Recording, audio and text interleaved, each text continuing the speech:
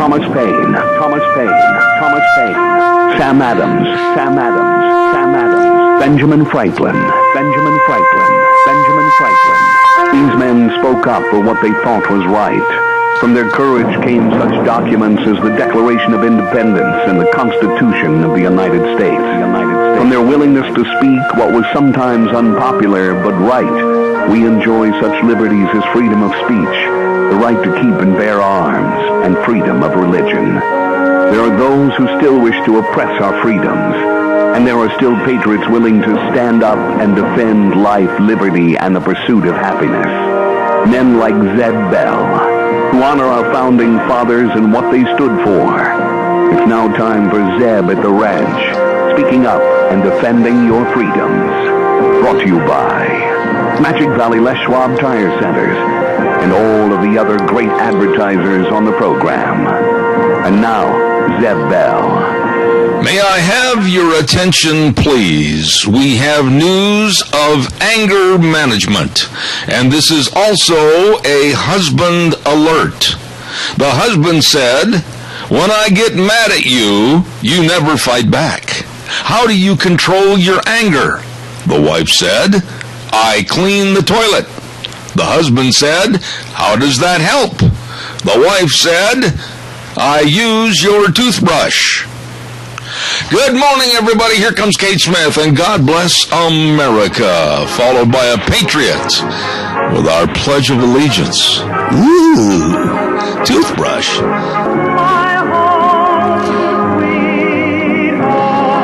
I can see a whole bunch of guys out there going to the drugstore today to buy a new toothbrush. Morning! Zeb at the Ranch. I'm Zeb Bell. And our major sponsor, your Magic Valley Les Schwab Tire Centers, all 7 locations serving you, along with some of our great advertisers, including Lee's Furniture, Floors, and More at 459 Overland in Burley, and our friends at Western Waste Services, always at your disposal, locally owned and ready to serve you. Call them 734-6969. Have you ever thought about doing anything like that? No, but I can see, I bet you Deanne has. Oh, thanks for planting the seed. I don't think I planted the seed. The seed was probably already there. No, how could she? I'm so sweet, charming, and lovable. And I'm going to make sure that I buy a whole bunch of toothbrushes. Always keep a couple spares stashed away. When I read that, I got to be honest with you, I thought, oh, and my lips all skewered up and my frown came on my brow, and I thought, oh, that's terrible. You know, I honestly wonder how many wives really do that. I heard, and I don't want to take a lot of time on this, but I had heard about 2 or 3 years ago that there was a maid working in a hotel that for some reason got into a tiff with one of the people that was staying at the hotel, and she did that with his toothbrush. Oh, I'm assuming she was fired. And was it caught on video, too? Well, it was in I remember a newspaper story that the guy, well, I won't be too graphic, but anyway, when he was brushing his teeth, he said, and he went to complain, and I guess she got a guilty conscience and confessed.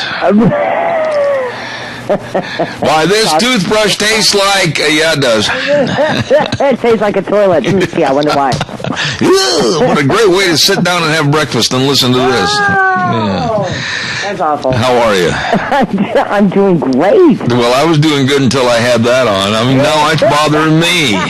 Good. Deanne just walked in and she pointed at herself and then pointed at me, and I'm going, yes, ma'am. Yes, ma'am. Yes, ma'am. Because she'll do it. I'm like a bird on a glass of water. Yup. Anything you want, dear. Anything you want. Do we have a pledger? We have, after all of this, we have Rotten on with the pledge and Mr. Michael Rogers on for the morning. If there's anybody in the world that needs to watch his toothbrush, it's him because of Helen. Good morning, Rotten. Go ahead. It pays to have false teeth sometimes. I agree. Go ahead, please. I pledge allegiance to the flag of the United States of America and to the republic for which it stands, one nation, under God, indivisible, with liberty and justice for all. All right, man. Go watch your teeth. See you later. Oh, my. Hey, time for the weather. And the weather is brought to you by Cheney Flooring and Home Design, 1228 Oakley Avenue in Burley. Look for the blue door. Hey, you know, Kyle and Whitney Cheney, they've hit a home run with this business. And this business was created to give customers home design products that are aisles apart, not miles apart. Carpet and flooring, kitchen construction, home decor, whatever you need to make your house a home. Wonderful folks. Cheney Flooring and Home Design, like I said, 1228 Oakley Avenue in Burley. Look for the blue door. And right now, here is Michael Rogers' weather. Morning, you got a wind chill of minus 16, and to not waste your time or take you for granted, this is going to be the coldest day this week. Tomorrow's not going to be any better. But you're going to warm up toward the end of the week, and by the time you get to Monday, you'll be in the upper 30s. Winds are going to be out of the east, gusting to about 22 miles an hour for today. And you're looking to top out for some overnight lows tonight, right around 3 above. Put a sweater on. Enjoy the weather. It's the only weather you've got. Sweater? Sweater? Are you kidding me? Man, it's time for the wool socks with the batteries and all the long handles and everything. Woo, it's cold.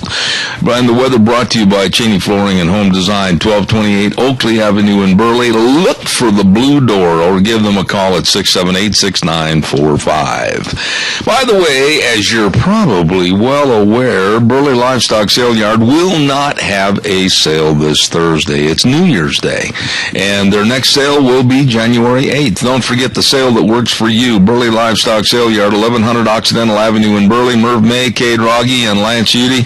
Once again, no sale this week, New Year's Day, but next week on the 8th, their sale will start up again. Oh my, lots of things going on. Heber Loftmiller. The old Hebrew creeper, sent me a notice about a crapshoot that's going to go on this weekend on Saturday, January 3rd, from 12 noon at the, just a little bit above the Elba Cemetery. Always good to be above a cemetery. And they're going to have ham and bacon and sausages, prizes, youth $6, youth $4, adults $6, and they're going to have all the different shoots. And then to keep you warm, they're going to have chili and hot chocolate, and also extra shotgun shells available for purchase. If I'm there, they're going to have a bunch. And they're also going to have a warming hut that you can go over and say, woo, cold outside, nice in here. And the Elba Boy Scouts are going to be hosting this annual trap shoot to raise funds for their programs and satisfy the FOS. Okay. Now, for questions, don't forget to call Heber at 358-2494. 358-2494. That is this Saturday up at Elba. Calls are welcome and appreciated. 436-2244, 1-866-927-4587. You know, if you're like any and all families, you hold on, caller, don't you dare go away. You probably had a bunch of stains and everything else on your tablecloths and just a lot of, maybe you were cooking and getting Christmas dinner ready and, there goes the cranberry sauce all over you. Well, don't forget to take those clothes or tablecloths, whatever, into Daryl's Cleaners, 1228, wrong address, back up, Zeb, 1223 Albion Avenue in Burley. I've only done their commercial for about 20 years. Daryl's Cleaners at 1223 Albion Avenue in Burley. Kevin and Cindy and the whole crew, they can clean anything. So get in there and see them today. Daryl's Cleaners, simply the best. Also, SafeLink Internet. Don't forget 677-8000, and it is Idaho's #1 choice for wireless internet. Call the number 677-8000. Again, 677-8000, and no contracts, no credit checks, unlimited data. I love those folks. They do a great job. SafeLink Internet, 677-8000. Caller, good morning. Hey, what was the temperature in Burley? The temperature in Burley, I don't know the temperature in Burley because I'm not in Burley, but I can tell you the temperature here at Murtaugh is so chilly. It is 7 degrees right now here at my ranch. Well, Roger tapers off to the end of his talking, and you can't hardly hear him on the television, on the radio. You know, I talked to him about that, just so that you're aware. Starts out real good and real nice and loud, and then before he's over with, you can't hardly hear him. I talked to him about that the other day, and I'll give him another reminder that he needs to speak up and not get way down low. Okay. All right, Thanks, sir. Happy New Year to you. And the very same to you, too. God bless you, man. Thanks. Thank you. Bye. All right. Yeah, I got to talk to Michael about that again. Sometimes he gets, and phone lines are not the best anyway, so he's got to keep his voice up at a level that we can hear. Yes, sir. Hey, don't forget Ramsey Heating and Electric, 2600 Overland Avenue in Burley, 7:30 to 5:30 Monday through Friday. And, yep, it's here. Cold weather. 8 degrees right now. And you're going to jump out of bed tomorrow morning, and your feet are going to hit that floor, and you're going to go, and then run for the thermostat. Well, your old twinkly toes, if that furnace doesn't do the job it's supposed to, you're in deep trouble. Yeah, you better check out the new quality air filters for your furnace at Ramsey Heating and Electric. It's going to save you a lot of money, and it's going to provide you with more efficient heating. You'd better believe it. Ramsey Heating and Electric at 2600 Overland Avenue in Burley, where they provide warm winters and cool summers. Oh, and speaking of getting cold, you better get in to Valley White Home and Ranch, because if you're going in the door a-shivering and a-shaking and just kind of point towards the clothing, or point towards the jackets, or point towards the vests, or point towards the caps, or point towards the gloves, they got everything to keep you warm. That's right, at Valley White Home and Ranch, 910 South Oneida in Rupert. And Valley White wants to say to you, thank you for a great year 2014. They really appreciate your business. Stop over and see Sean and Mandy, the whole crew, at Valley White Home and Ranch, 910 South Oneida in Rupert.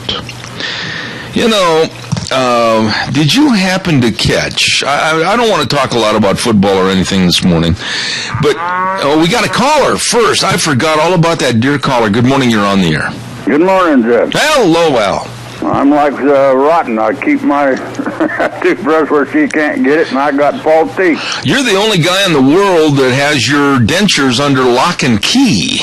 That's right. I can reach out and bite you on the butt and don't even have to worry about it. Well, that's a graphic statement that I'm not really interested in hearing again. Anyhow, like last caller said, Michael does, and he starts talking, you can't even hardly hear him. Yeah, it's been a complaint that I've had from others, and I don't know why. The telephone lines are not conducive to bringing out the good highs and lows, and I'll have to mention it to him again, Al. I appreciate it. And I'm going to make a promise right now. Oh, boy. My New Year's resolution. Here we go. Look out, folks. I am not going to harass you anymore. Yeah, but you're not going to harass me any less either. Well, that's right, too. You ain't going to get ahead of me, you old buzzard. I know, but I'll tell you what, we've been at it for how long? 15 years? Yes, it seems like only an eternity. I mean, it only seems like yesterday. Well, it's been a rough week. Well, that's true, but you know, you and Polly are special folks, and anytime you want to give me a hard time, feel free to do so. Now, I will admit that I do provide you many occasions to do that. You got that right. Goodbye, Al. Happy New Year. Same to you. Oh, my. It is the last show of the year. Now, Gina and I got together here a couple of days ago, and we decided that this was going to be the last show of 2014. Tomorrow... Hallelujah. You don't have to put the choir in for that.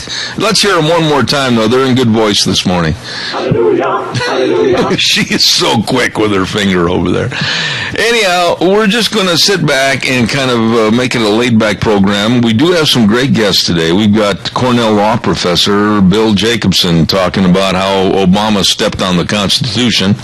Then at 9:30 this morning, this is going to be really interesting. Bruce Qualley, from Quality's Electronics is going to be on the air with us, and he's going to be talking about this mess, and it is a mess, and I personally would like to sue Dish and Fox for a lack of coverage. They just all of a sudden couldn't get together on their contract.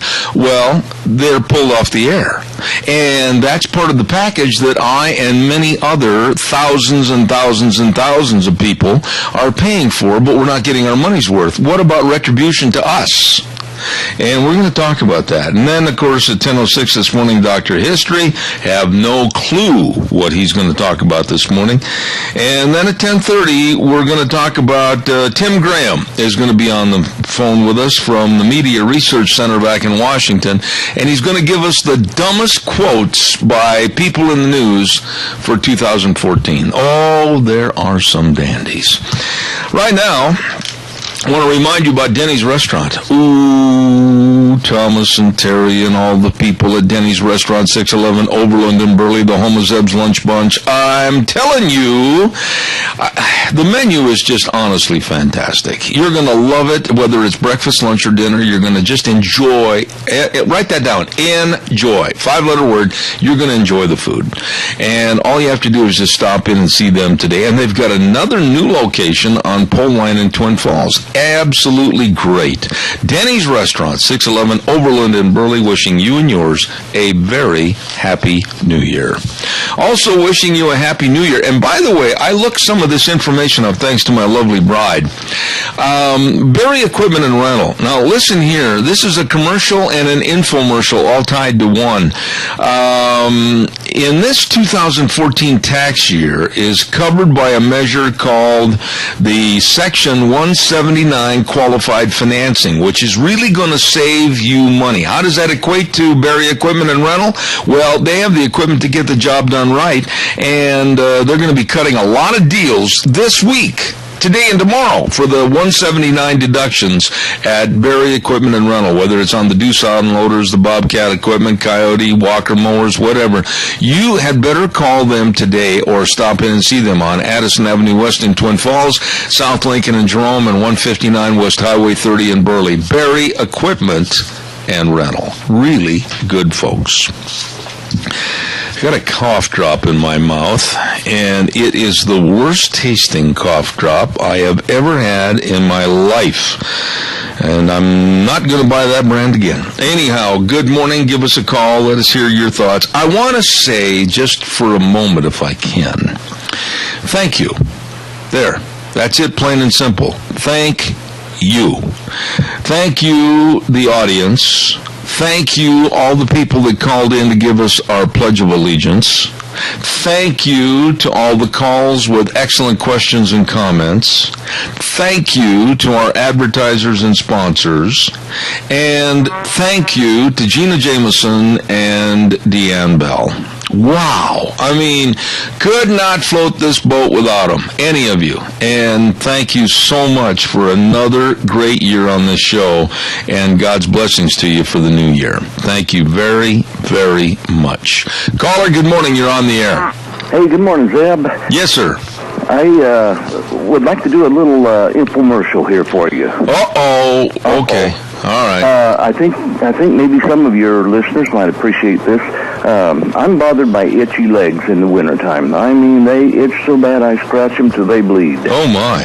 And this has been going on for several years, and been the dermatologist and one thing and another, and tried all sorts of lotions. Well, we were in Boise, headed to a store, and I heard a commercial right as I was thinking I've got to get some kind of lotion.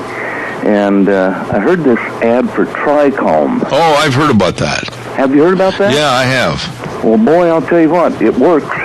Yeah, I saw a TV advertisement about that, and not that I'm making any money off mentioning their name, which bothers me because I should, but if you've got itchy skin, I've heard a lot of people say that Tricalm really works. Oh, it really does, and it's not in a regular lotion section in most drugstores, I guess. It's kind of a specialty, and it's runny like water. Oh, really? It's not creamy.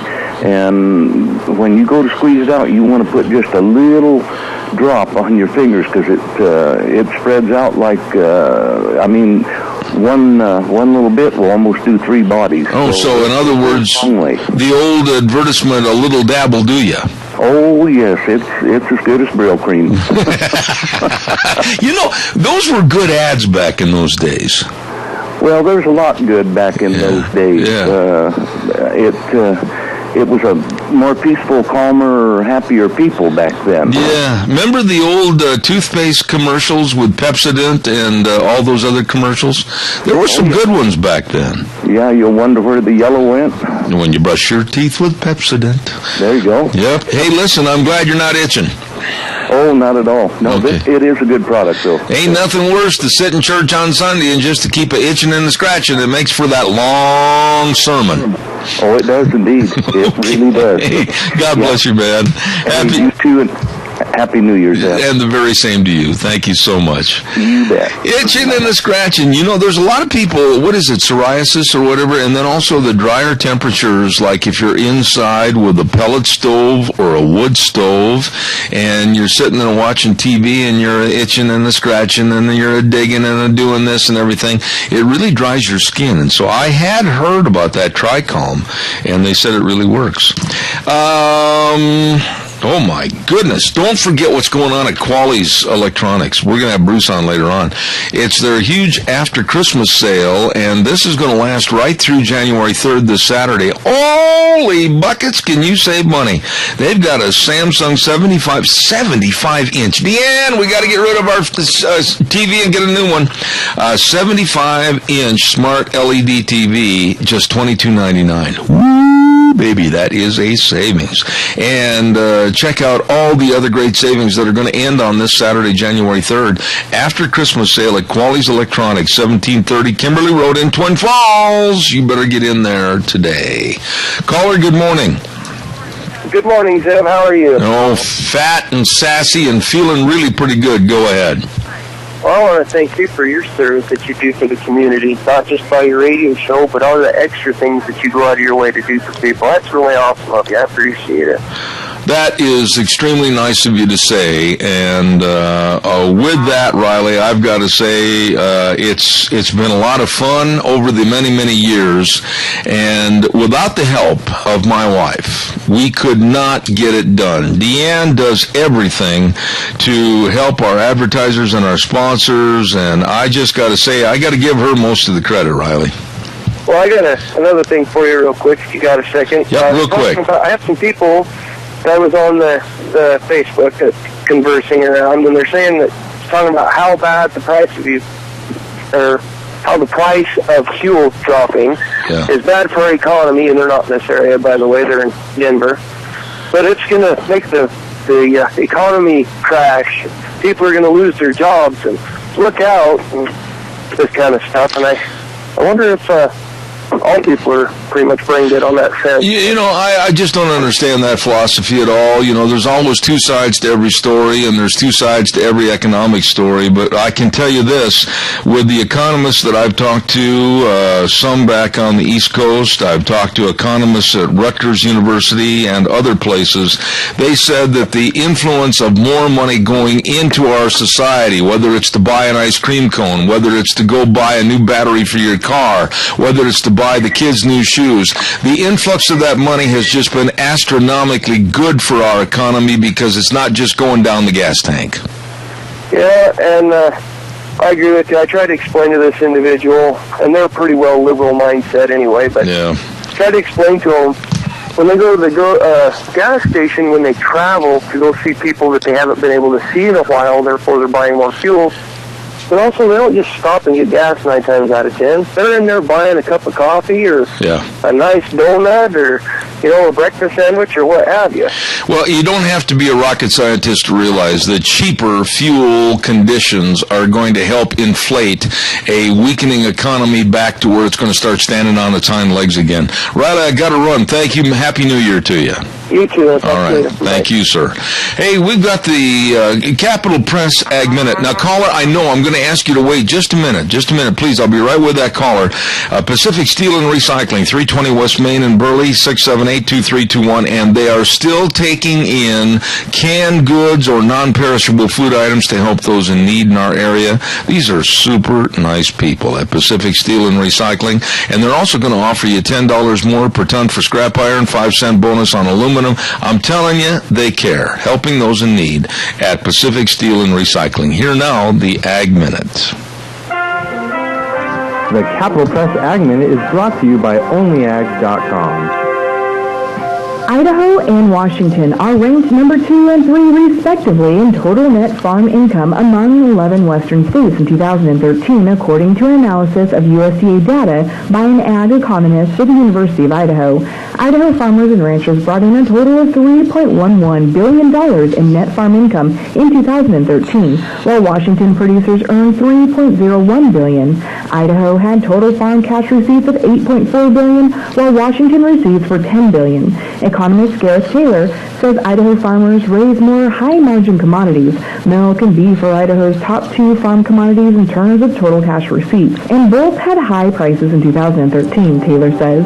To receive instant, exclusive, unlimited access to the West Agricultural News Source, register your account today at CapitalPress.com. I'm telling you, folks, I'm just blessed on this program to have the best of advertisers, and we thank Pacific Steel and Recycling, 320 West Main in Burley, 678-2321, helping those in need, and I really appreciate them. Caller, good morning. Sorry to keep you waiting.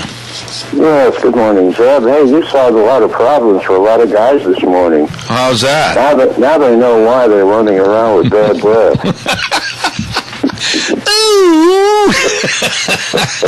Man, did you ever have to worry about Mary losing her temper and possibly doing that? It's good for the chewing gum business. I'll tell you what. Well, anyway. Now, I got to tell you, though. Happy New Year for you and the Oh, you know something? And the same right back at you with Mary. Now, I know she's pretty feisty. Mary. Oh, yeah. Yeah, well, yeah. Don't worry about her. You say... One of them fighting Tennesseans. Fighting Tennessean. Oh, boy. And she'll volunteer to get in the fracas anytime, won't she? I have to watch the toilet bowl. I'm going to put a lock on mine. Okay, buddy. Hey, listen, God bless you and Mary, and Happy New Year. Thank you so much. Okay, all right, thank you. Okay. Oh, I love those folks. They're really nice people. Hey, by the way, too, I know some other great folks, and boy, I tell you what, I'm real high on them, and that's Scows. If they're listening this morning, I just tell you, when it comes to automotive needs, replacement products, accessories, supplies for virtually all vehicles, why don't you go to the people that know what's going on? I mean, they're not in the dark on anything. They know what's going on in the automotive world. That's right, and they've got the Scows CarQuest centers. Customer satisfaction is the goal. Now, they really work and care to provide excellent service. They have since 1949, and every detail matters. I'm telling you, they care. Locations at 518 Overland in Burley, 323 East 8th and Highway 25 in Rupert, exit 211, I-84. Yup, listen. They're the best. Scows CarQuest centers and excellence. Now, there is a winning team, okay? Good morning, caller. You're on the air. Yeah, Zeb, I don't know if you spoke about it. I've been busy and I wasn't able to listen to completely, but have you heard about the golf course wedding? You know, I have. And Randy, Obama just never ceases to amaze me as to how inept and kind of just absolutely a bother he can be to the American public. This situation you're referring to happened over in Honolulu, and this couple had been planning their wedding for a long, long time at the Kanoe Clipper golf course. And all of a sudden they get notice that they can't have their wedding at a certain hole location at the golf course because Barack Obama is going to be out tearing up the turf. Yeah, he's going to play through instead of just, it was hole 16, and instead of playing around, he had them move their wedding, disrupt their plans, and the thing that is so disgusting is they're both service people. Yeah. They're serving our country. Yep. And this sorry son, I told my wife last night, I said, if I could beat him up. No, we don't go there. We don't go there. Okay. We can't say anything of violence or anything like that. You got to be really careful about that, Randy, and watch your mouth because you don't. Forgive me. I said it. I'm sorry. Forgive me. You're so furious, and instead of going over there and saying, hey, you know, you guys serve our country. Let me stop here and congratulate you and be a real president, a real leader, and you know. And maybe, you know, I don't know if they wanted him there or not, but, you know, he could have at least been thoughtful. Well, you know, have to move your wedding. First of all, Obama is not a golfer. I have seen many of the reports of Obama's golf game, and Michael Jordan, yes, I'm talking about the greatest basketball player ever, Michael Jordan, made a comment about Obama's golf game, and none of the words in the sentence I can use on the radio. None of them. I can't.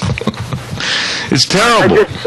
I heard it last night as I was driving home from Pocatello, and I was just furious, and I thought, but what's new? He's classless. He has no class. He wasn't raised with any class, and he is thoughtless. He's everything that shouldn't be president. I agree with you. You know, what would have been really good PR about this story is if all of a sudden he would have said, you know what, they've had their wedding planned for us quite a period of time. I don't need to play at that location. I'll make arrangements other places, and it would have looked good for everybody. Yeah, he could have done something, at least one thing right. Yeah. Well, but he is such. Well, you just always hope that his arrogance and we'll give him enough rope to you know what. I agree with you, but hey, listen, Happy New Year to you, Randy. Appreciate it. Happy New Year. All right. Sorry I said that. All right, Sorry. thank you. You bet. Bye. Burley Physical Therapy and Rehabilitation, 1263 Bennett Avenue, Suite 2 in Burley. Oh, my goodness. You got a little ache and a pain or a big ache and a pain, or you've got some recuperation from surgery or whatever. Call these folks. Nick Greenwell and the rest of his staff, they know how to help you get back to being you. I know right after the New Year's holidays, we're going to start going back in there because, man, I need some help with my legs, and they're good. They're good. Sports medicine, all the exercises, friendly staff, very capable staff, absolutely. Burley Physical Therapy and Rehabilitation, 1263 Bennett Avenue, Suite 2 in Burley. Number to call, 678-1191. I got to get Gina on the phone here for a minute. Gina, are you right there? No, I ran away. Okay, bye. I saw something yesterday watching one of the bowl games that you, as a football fan, you would have been shocked. What did you see? Well, I didn't see it at first and really appreciate how serious it was. But it happened out of the corner of my eye. And then, about 10 minutes after it happened, the sportscasters doing the Texas A&M and Virginia game made a comment. What happened was this. There was an out-of-bounds play where some of the Virginia players were after the Texas A&M runner, and they went out of bounds on the Texas A&M sideline. Okay. And the one player from Virginia is getting back to his feet, and you can barely see it in the background, and one of the assistant coaches for Texas A&M hits him in the head. What? Yeah, I'm serious. And it was hardly noticeable when it was just in real time. Well, anyway, some of the people in the grandstands of that football game, at that bowl game, had it filmed on their cameras. And they sent that, long story short, in about 10 minutes, it ended up on the TV cameras because it was sent to them, and they said, hey, did you see what this coach did to this player?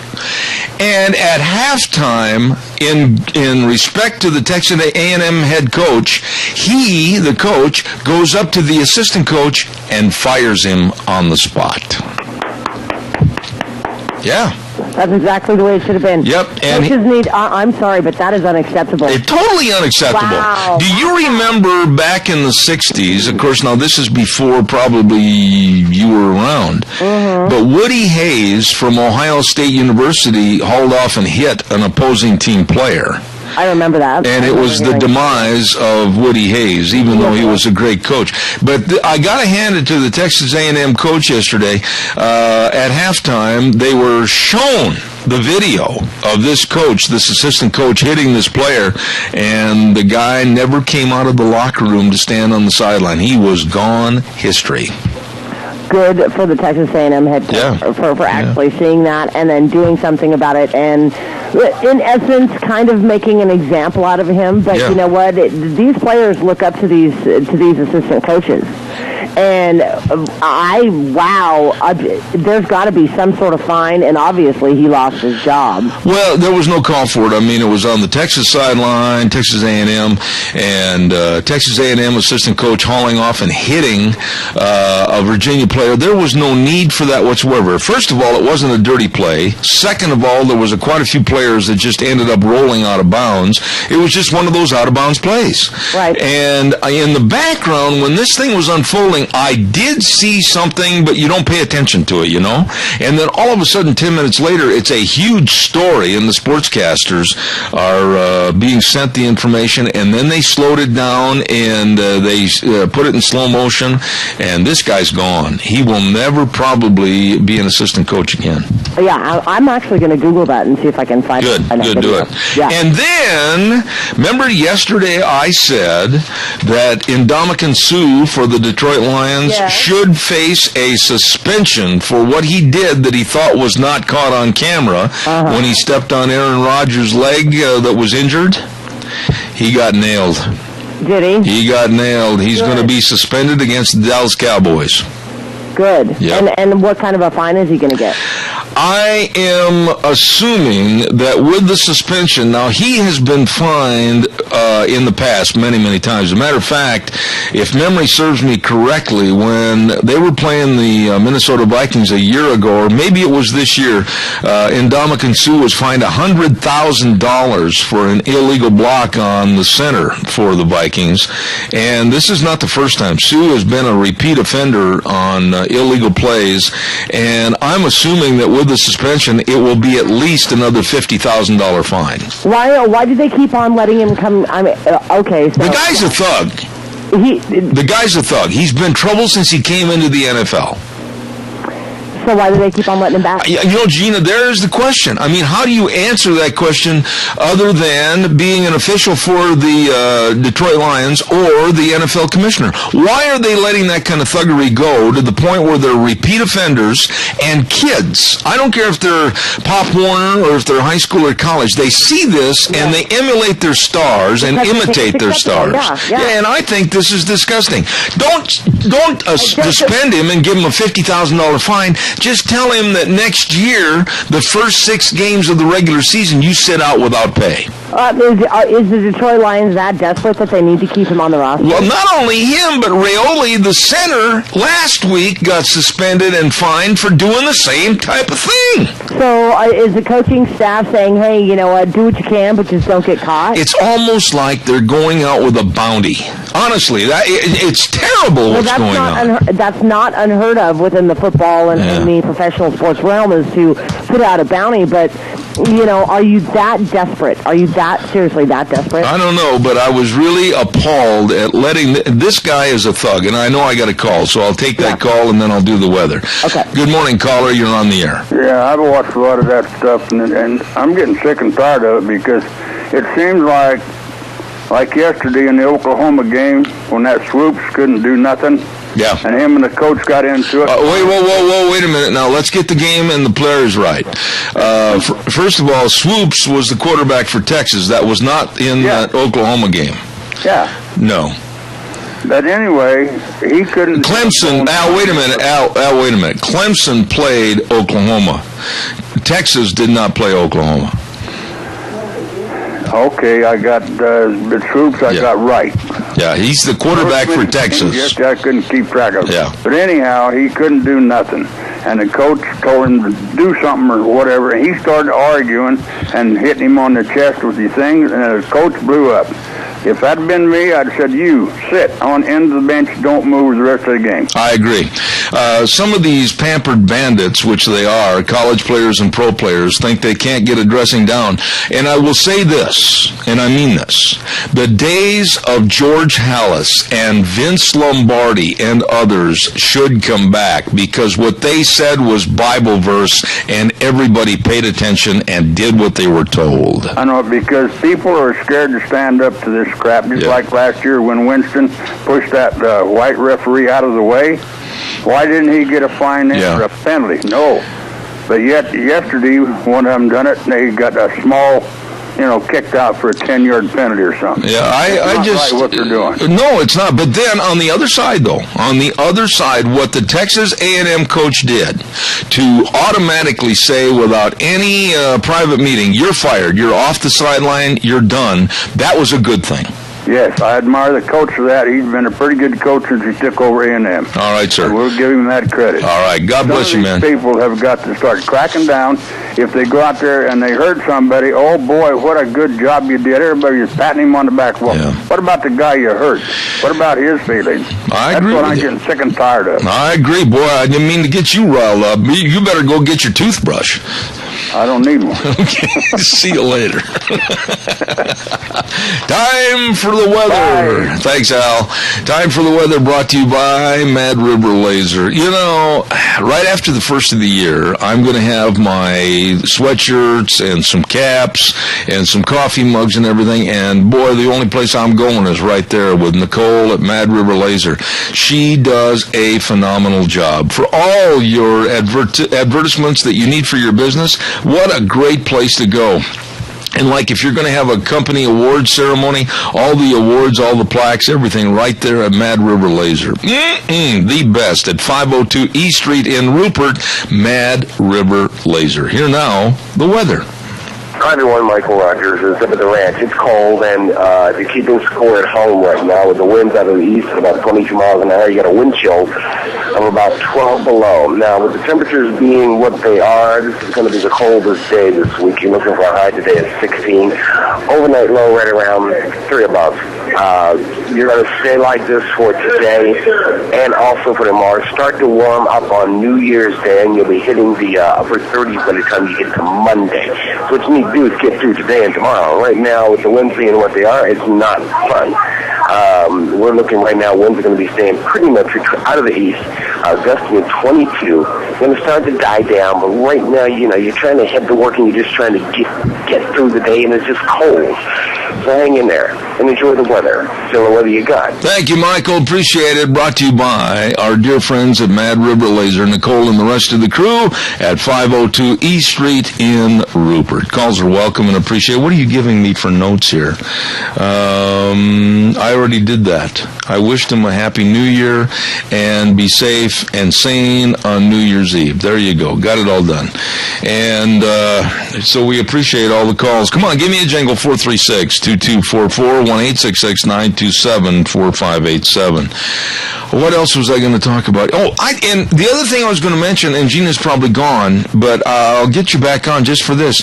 And I know I'm a dyed-in-the-wool football fan. I love football. That's it, plain and simple. But I will come right out and say, and this will surprise a lot of people, there are too doggone many bowl games, many and most of which don't make any sense, giving credence to a mediocre season. Some are just barely squeaking out a 50-50 season. It's ridiculous.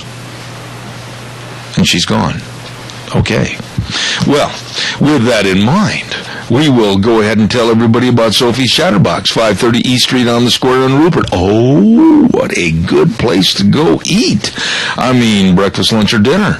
Monday through Friday, 6 a.m. to 6, and Saturdays and Sundays, 6 a.m. to 2, and what a bakery. Oh, cookie bars, homemade bread, delicious cinnamon rolls. They're the size of soccer balls. They're great. And just really good food. Sophie's Chatterbox, 530 East Street on the Square in Rupert. Absolutely. All right, give us a call, 436-2244, 1-866-927-4587. Give us a jingle. Let's see what else have we got here this morning. I was watching television last night, and I was kind of channel surfing a little bit to get various portions of the news and checking in with other stations I normally do not watch because they have very poor newscasters.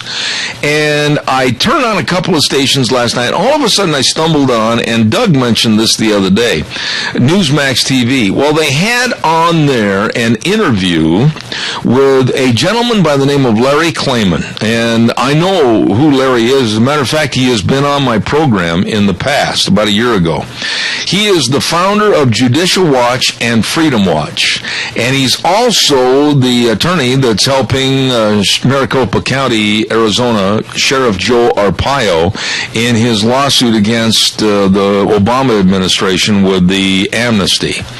And it was really, really interesting to hear him. He's a very straightforward individual and excellent speaker when it comes to law and legality and the way things should be done, etc., and how Obama is stepping on our Constitution. And the one question that was asked is, and I'm paraphrasing it, not giving you a direct quote, but the interviewer said to him, what do you honestly think about Obama, and what do you feel he really truly is? And Klayman didn't hesitate at all. He just said, quite frankly, Obama is so far left, I believe he's a communist. Wow. And he didn't mince any words about it. And he said a lot of things about Obama that are very, very scary, if you will, for the remaining 2 years of his presidency. And we're seeing little by little how dangerous this man is going to be over climate change. I'm telling you, I am scared to my Tony Lamas that this man is going to do something about climate change, to which I do not believe in. I'll tell you that right up front. All the studies, all the scientists, everybody I've talked to, absolutely not. If we're going anywhere, it's to a much colder planet. And many scientists I've talked to at the University of Wisconsin, Rutgers back on the East Coast, I've talked to scientists at Florida and California. They are in agreement that we are going into a cycle of very cold weather. And this climate change that they're going after right now is going to create nothing but havoc. Nothing but havoc. And that's what we've got to watch out for right after the first of the year. I think this man is going to be devastating to our energy policies in this country. Devastating.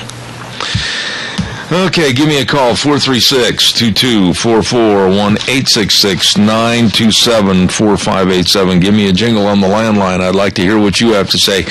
You know, what was it? Was it a good or a bad year for you, 2014? I mean, really. There's a lot of stories in the news that were very scary and shaky, like Putin and the takeover of the Ukraine, falling oil prices, the Republican victory, all the scandals, especially the IRS, and then devastating and very low-life personalities like Al Sharpton, I mean, and many more. Caller, good morning. You're on the air. Good morning, Zeb. You just hit my hot button, you know, when it comes to the science on climate change and global warming. I mean, it's been a hoax from day one. We're spending $360 billion worldwide to convince us of a hoax. And it's just, look at our power bills have been going up, and they're going to continue to skyrocket as the power companies comply and go along with less coal. All right, hold on, Adrian. You're a scientist, and you've got a degree, and you know what you're talking about. Now, very simply put, and I've got only 2 minutes, so keep it short. What devastating effects, honestly, would happen if we were getting warmer? Wouldn't it be better for the world and crop growth, everything, if we did get warmer?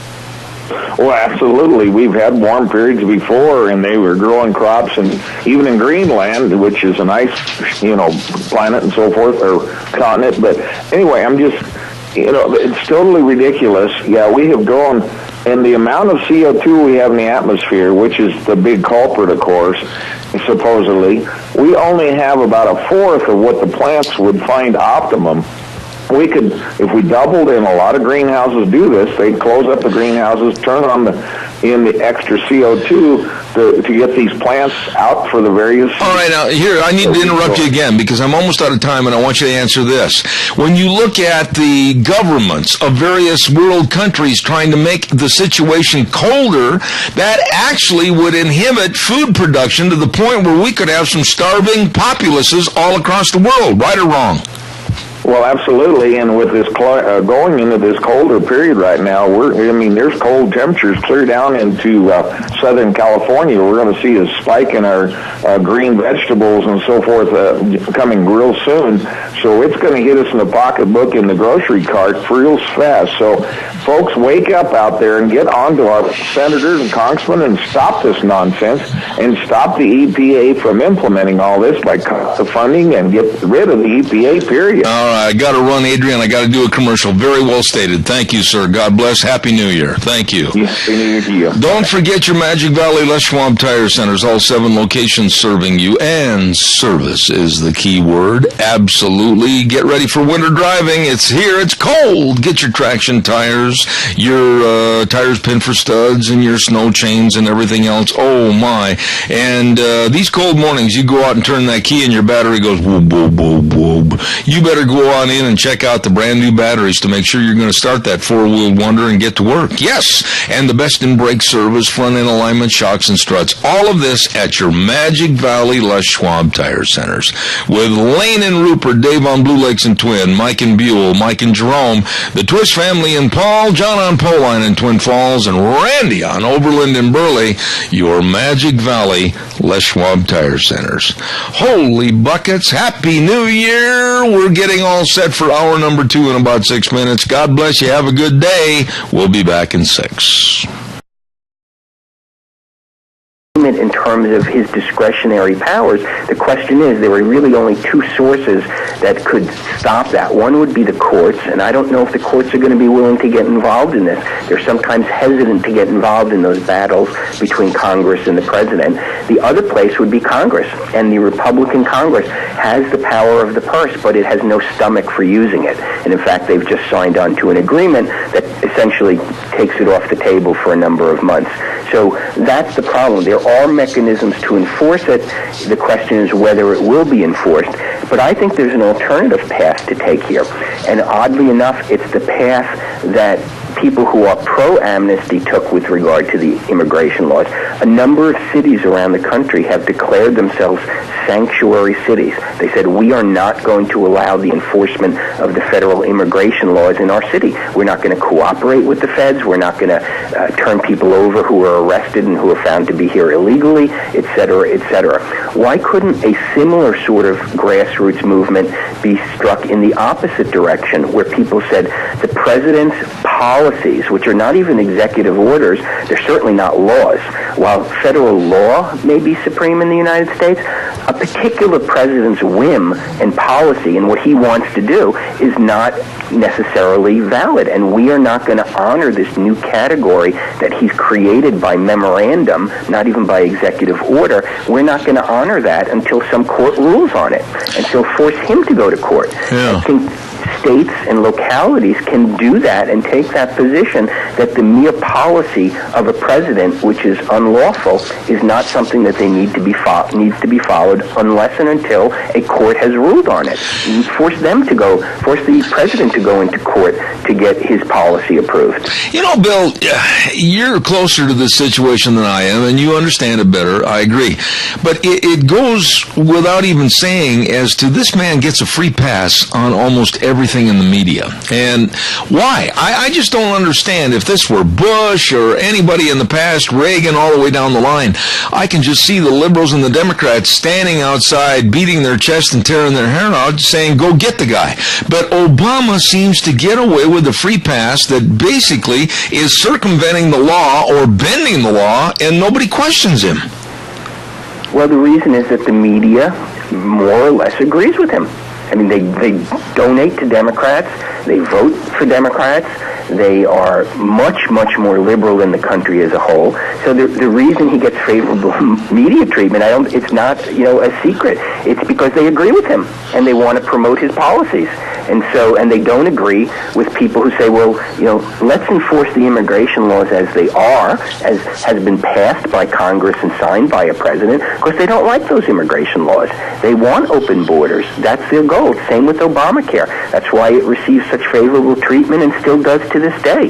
Very undercovered, although I do credit them. The New York Times had an article about it, that the Medicaid system is on the verge of a virtual collapse because the reimbursements to doctors under Obamacare are about to be cut. They were artificially inflated for the first 2 years of Obamacare, obviously for political reasons, and as of January 1, there are going to be massive cuts in reimbursements for doctors who take Medicaid patients, in some states by as much as 50%. Doctors can't operate that way. They can't even operate under current Medicaid reimbursements. So what's going to happen? They're going to stop taking Medicaid patients. So come January 1, the 10 or 20 million people who've been moved onto the Medicaid rolls under Obamacare are going to find that there aren't doctors willing to take them because the doctors can't operate at a loss.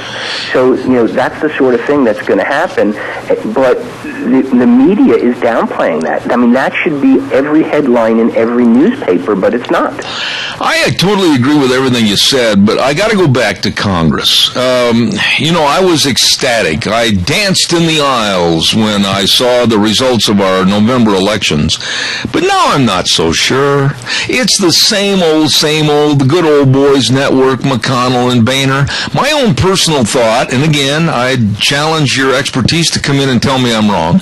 I'd like to see a complete shakeup. I'd like to see some of the junkyard dogs out in the backfield, whether it's the Cruzes or the Rubios or Gaudis, I don't care who it is. I'd like to see a complete shakeup and we get something fresh and renewed instead of the same old guard, because they're not going to do anything to Obama. Am I right or wrong?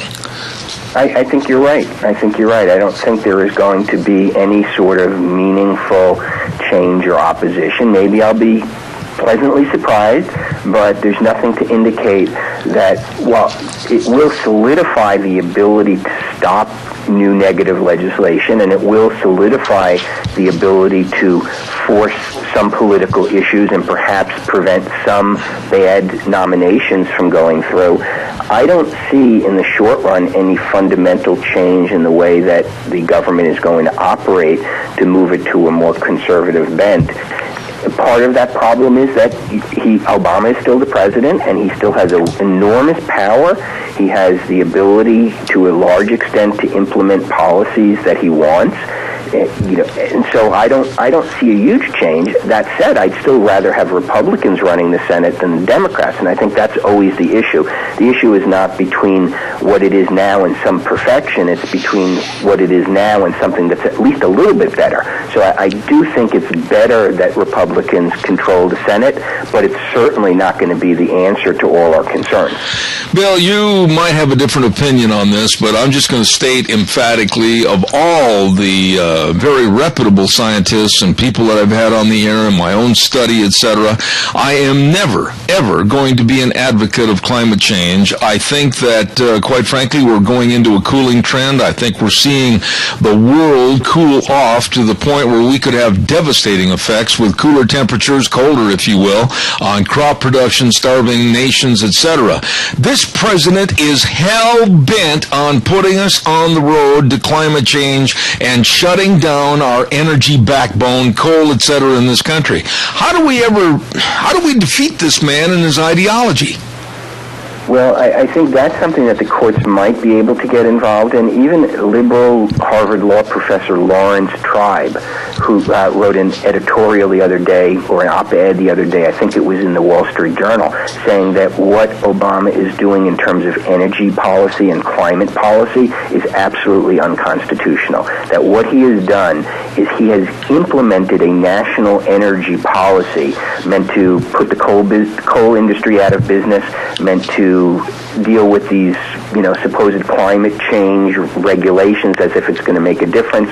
And all of this, what he's done, he's essentially, and even the New York Times reported it this way, he's essentially passed sweeping energy and environmental legislation without ever actually having passed a single bill through Congress.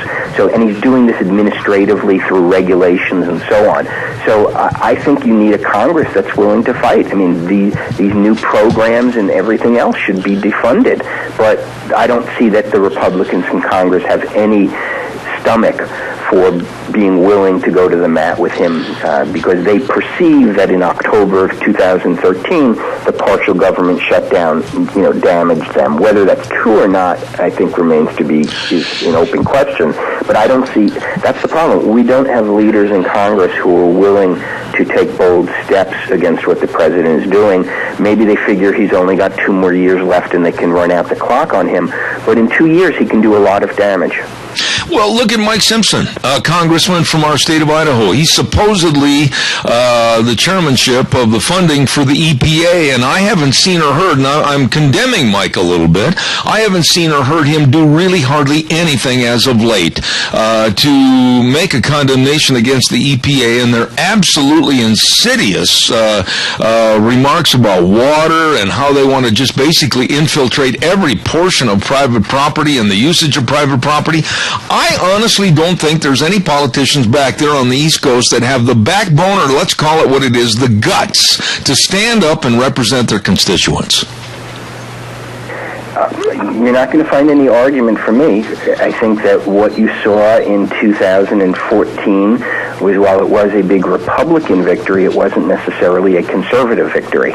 That a lot of politicians fought off challenges during the primaries, and they are happy to have things continue going the way they're going, maybe with a little tweaks here and there, but nothing is fundamentally, I think, going to change.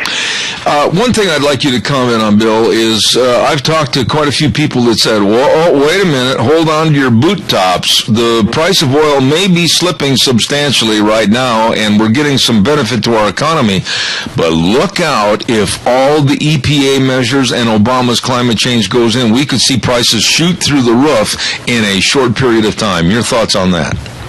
That's right. I mean, we're at an artificial point in time. Despite Obama's promise to keep gas prices high, I mean, he's the one who famously said you can't drill your way out of the energy crisis. Despite the energy departments and the environmental protection agencies' attempt to curtail oil drilling and gas drilling, nonetheless, this private sector went ahead and built it up anyway. But that could all come crashing down pretty quickly if there's, a destruction of other sources of energy, if the coal industry is essentially put out of business. So I think we're at a very artificial low in terms of gas prices and energy prices. It's just not historically, I think, going to hold. I'd be shocked if a year from now we're not back up to where it was a year ago. In a piece that you wrote, there was one sentence that stood out to me, and I want you to comment on it. You asked the question. You said, quote, will our next president be a king, queen, or a constitutionally limited president? That is the question for 2016. And automatically when I read that, Bill, I thought of many of the men on the street interviews with young people, 35 and under. They don't have a clue what's going on, and they really don't care. And I am really afraid for this country and the values of our Constitution. How concerned are you?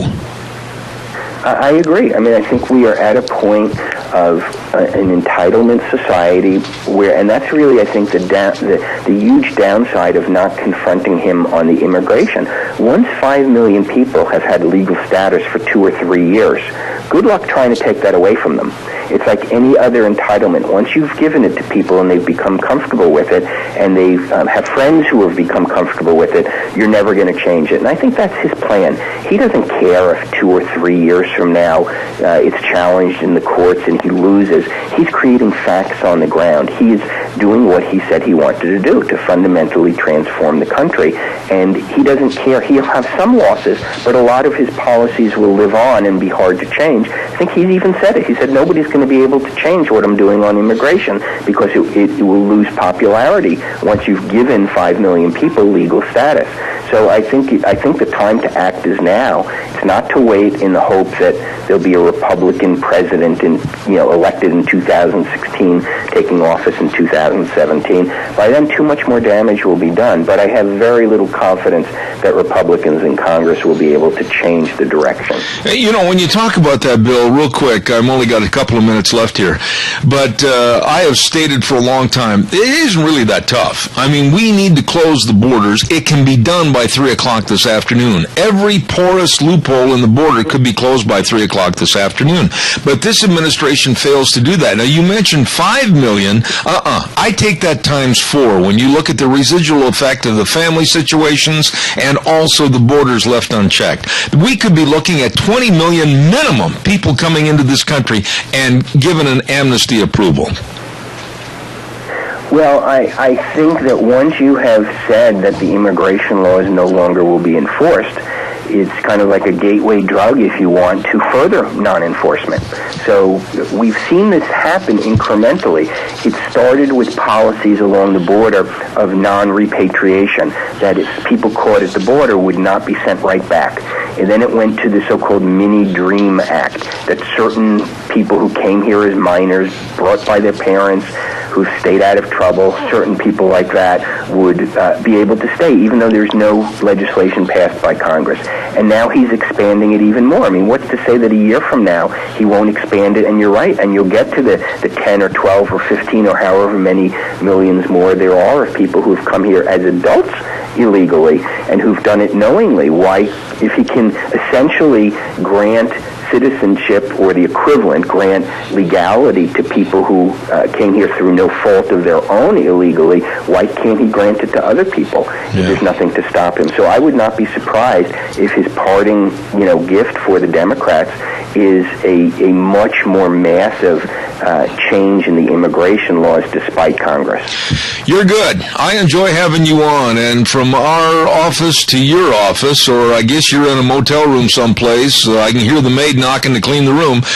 We want to extend a Happy New Year to you, and please come back. Professor of Law at Cornell University, Bill Jacobson, you're a straight shooter, man. Have a great New Year 2015.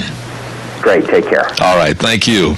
Very enjoyable conversation with a man that's been on our program. He is a professor of law back at Cornell University, big Eastern school. And I enjoy having him on the program, Bill Jacobson. And thank you very much for your opinions this morning. Holy cow, we got to pay some bills. Let's see. We want to tell you that every morning on the program when we sign on, we have the weather forecast with Michael Rogers Weather, and it's brought to you by Cheney Flooring and Home Design. Absolutely. Carpet and flooring, kitchen construction, home decor, whatever you need to make your house a home, they've got it. And newly refurbished furniture, too. Oh, yes. Kyle and Whitney Cheney. Wonderful, wonderful people at Cheney Flooring and Home Design, 1228 Oakley Avenue in Burley. Look for the blue door. They're waiting to serve you. Okay, and let's also take just a moment of our time here and tell you about Let's Ride. I am so glad that Nick got me hooked on my ATVs. Oh, yeah, I love those ATVs. Now would be a great time to go over and check out the showroom floor and kind of pick and choose what you want and all the accessories and everything. And we've got snow, and there's angel dandruff on the hill. And if you haven't taken a look at the brand new 2015 Yamaha snowmobiles, you better get over there. That's right. Let's Ride, Highway 24 between Rupert and Burley, where the fun is sold, and all the accessories, and a great service department at Let's Ride. You stop in and see them today. Also, let's see, I got to go down my list here a little bit. I want to remind you, too, about our friends at Cameron and Siemens Insurance. Dean Cameron, Senator Dean Cameron, and Todd Siemens. Really some great guys that are dedicated and responsive to your needs. They're very accessible and devoted to serving others and helping you with your life insurance programs, health insurance programs, retirement planning, employee benefits. Had a good interview with Dean yesterday. Very straightforward. Cameron and Siemens Insurance, Highway 24 24 in Rupert. Number to call for an appointment, 436-4424. That number again, 436-4424. Hey, like we mentioned first hour, let me get my papers over here real quick, and my organizational skills are lacking. I had this in the bottom of a pile of papers. Going to be a big trap shoot this Saturday, January 3rd, 12 noon, above the Elba Cemetery. Yep, above, not below.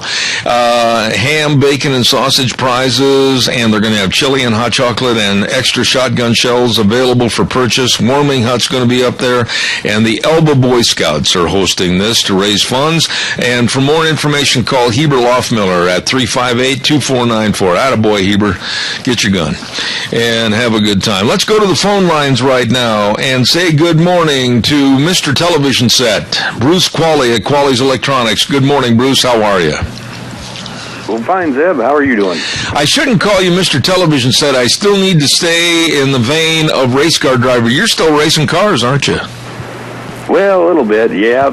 Kind of still can't get that out of my blood, I guess. Well, are you kind of like Dale Earnhardt, that commercial where they have the Dale call and you jump your car through the marsh and the swamp and everything, or not?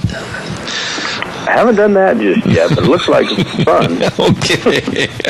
Bruce, very serious subject. I'm upset. A lot of people are upset, and I, quite frankly, would like to implement some kind of a action against either Fox News or Dish Network for taking off a portion of their programming that I'm paying for. Tell us a little bit about this dilemma.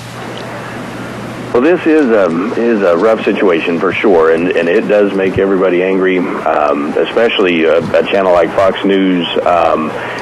It's very popular around here, and if people are in the mindset to change, DirecTV is another option, and let me tell you, I'll be honest, we would make money if you change, but we're not telling people to jump just yet.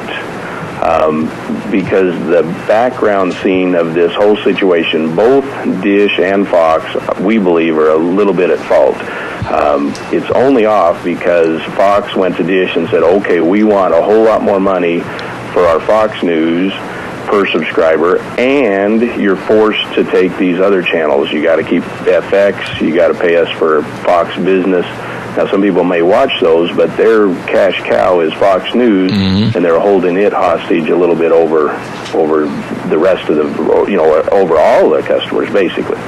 Now, when you say they're holding it over their head or holding them hostage, you sound like you're putting most of the blame on Fox, but shouldn't there have been some negotiations long before all of a sudden somebody pulled the plug? Well, yes, and that's the part that is frustrating. Is even as a dealer, they, both the big business does keep all of this stuff secret. So, who knows if they had been negotiation for months? It sounded like as early as Fox did start running ads saying, call Dish, you're about to lose it. It sounded like negotiations had been going south just a little bit. And in fact, you called me on that first. I had not seen those ads, and I thought, well, everything should be fine because, unfortunately, like I say, Dish didn't reach out to dealers and say, hey, this could happen. So that is, we're very frustrated with Dish at that. But I think, both companies right at the moment are losing money. Fox, I'm sure, is not being able to charge what they normally do on their advertising, and of course Dish is losing revenue. So it's affecting both both companies. But as a customer, if they don't do this tough negotiation, that's why our bills keep going up, and most TV bills have gone up considerably over the last 5 years, way ahead of inflation. And it's because all of the companies, all of the channel providers are playing hardball with the providers. They know they kind of have them over the barrel, and so they go to them and demand a whole lot more money out of each subscriber, which is you and me. Okay, let's talk about the patrons just a little bit. You, me, and the general public. I know a lot of people that are upset. I'm upset, and there's been talk about a civil action against both companies, Dish Network and Fox News. We're paying for a service that we're not getting. And in this day and age, Bruce, you can't blame the consumer for feeling like they're pushed into a corner. They pay for a service, they have it drawn out of their bank account, and then all of a sudden the big boys decide they're going to take take the service away and still keep charging you. There's got to be some retribution for the American consumer. And yes, it sure would be neat to see if somebody could get that off the ground. I'm no lawyer for certain. I do know that all of the first thing on every advertisement you see from Dish, Direct, and cable for that matter, is in every piece of propaganda, the very first thing they talk about is prices, programming, and is subject to change without notice. So I think they give themselves a little bit of a legal out, but like we mentioned, maybe in good faith, people should call Dish and demand a reduction because yes, that was in the channel package, and and people are rightly paying for that channel and they're not getting it. But I think the legal edge is a little bit covered already. Mm-hmm. Let me ask you this, and I'm going to be very blunt. I'm honest to a fault on this because I'm not going to hide anything. I went with Dish because I thought it was much more professional, and I wasn't harassed or harangued by anybody. And I've had numerous people from DirecTV stop by and basically almost lie to me to get my business, and I threw them off my property, literally in one case. I don't want to switch to DirecTV because I don't trust them. Well, I think as a dealer for both, I think and they're both susceptible to that. I think the frustrating thing with both companies are letting door-to-door guys and some unscrupulous individuals go out and sell them. And if I bet if the same salesperson saw that you had a DirecTV dish on your house, they would have been saying, "Oh, you need to switch to Dish." It's that horrible, and they're so crooked they do that. So I think the key is to get whatever service you get from somebody local. It doesn't have to be us. We hope it is, but get it from a storefront. Don't let these door-to-door guys come in and get your business because they're headquartered in Salt Lake, Las Vegas, wherever. All they're doing is getting the money and running out of the area. And the worst part is the companies let them get away with it. They back up, both Dish and Direct back up the sales and said, "Oh, well, you've signed a 2-year contract, Mr. Customer. We don't really know what the sales guy told you, but we do know that you signed this agreement." So that's the cruddy part of both companies that way. So get it from a reputable company for certain. All right. Well, final thought here, Bruce. With your expertise and knowing both firms and then also knowing the status with Fox, do you anticipate that the negotiations may be finalized before too long? Because I think the longer this goes, it's going to be damage repair that's going to be a long time fixing for both the network and also the two cable companies. Oh, I agree, and we've been saying, most of these situations were resolved or are resolved within just a few weeks, and so we're saying we'll give them that time. Ultimately, yes, if they don't get this resolved by mid-January or so, then I think we'll be full on saying, well, yeah, we've waited enough. Let's start changing. I mean, we are certainly going to disclose. Unfortunately, if Fox, let's say if Fox holds out and does win and Dish finally says, okay, we'll pay you whatever you want, then they're going to be emboldened when they go to negotiate with DirecTV and say, well, we got this much out of them, we want this much out of you. So who knows if DirecTV will pay hardball with them as well. So that's the thing that people need to know is if you jump ship, you may be in the same boat just a little bit when Fox negotiates with DirecTV. But again, I guess you'd have to take your chances and you can't wait forever. I absolutely know that. So we're saying, probably give them a couple weeks. If they do not do that, then yeah, everybody's free to make their own decision and do what they feel is best. All right, I've been talking to the man that knows. Very helpful. Bruce Qualley at Qualley's Electronics, 1730 Kimberly Road in Twin Falls. Bruce, thank you so much, and may I extend to you and your family a very happy New Year. Well, thank you, Zeb. Same to you, okay? All right, sir. Thank you very, very much. Really a nice man right there, Bruce Qualley at Qualley's Electronics, and we do quite a bit of advertising for them, and I guarantee you they are straight shooters and always will give you a very honest opinion. Let's welcome calls. Let's welcome calls for the remainder of this half hour. Let's welcome your thoughts on the closing the door on 2014. Were there good moments, bad moments? Was it just another, kind of a year? What are your thoughts about 2014 and looking forward to 2015? I've got a lot of thoughts about having a better year next year. Don't forget, treat yourself. Treat yourself to upgrading your furniture and also remodeling your home. Caller, I'll be with you in just a minute. Stand by. And that's, of course, by stopping into Lee's Furniture, Floors and More at 459 Overland in Burley. The biggest savings, best values on everything from your home, for your home. Whether it's a recliner, they've got a huge selection of recliners. Whether it's a bedroom set, whether it's a dinette set, whether it's just some of the accessories like clocks and mirrors and art, all of it right there at Lee's Furniture, Floors and More. And they really know what's going to look good in your home. Go down and see them today. 459 Overland and Burley, Lee's Furniture, Floors and More. Good morning, caller. You're on the air. Yes, quickly, in the last month and a half, I have redone 3 rooms in my house, and my wife and I bought all of the carpet from Jason at Lee's, and so they're very, flexible and just nice, and Brant, just nice people in the world, and they give you a good deal, and you work, they'll work with you. And it's been, I enjoy going there. Absolutely. I appreciate that. That's a nice testimonial. I appreciate that. Thank you very much. Yeah, and, okay.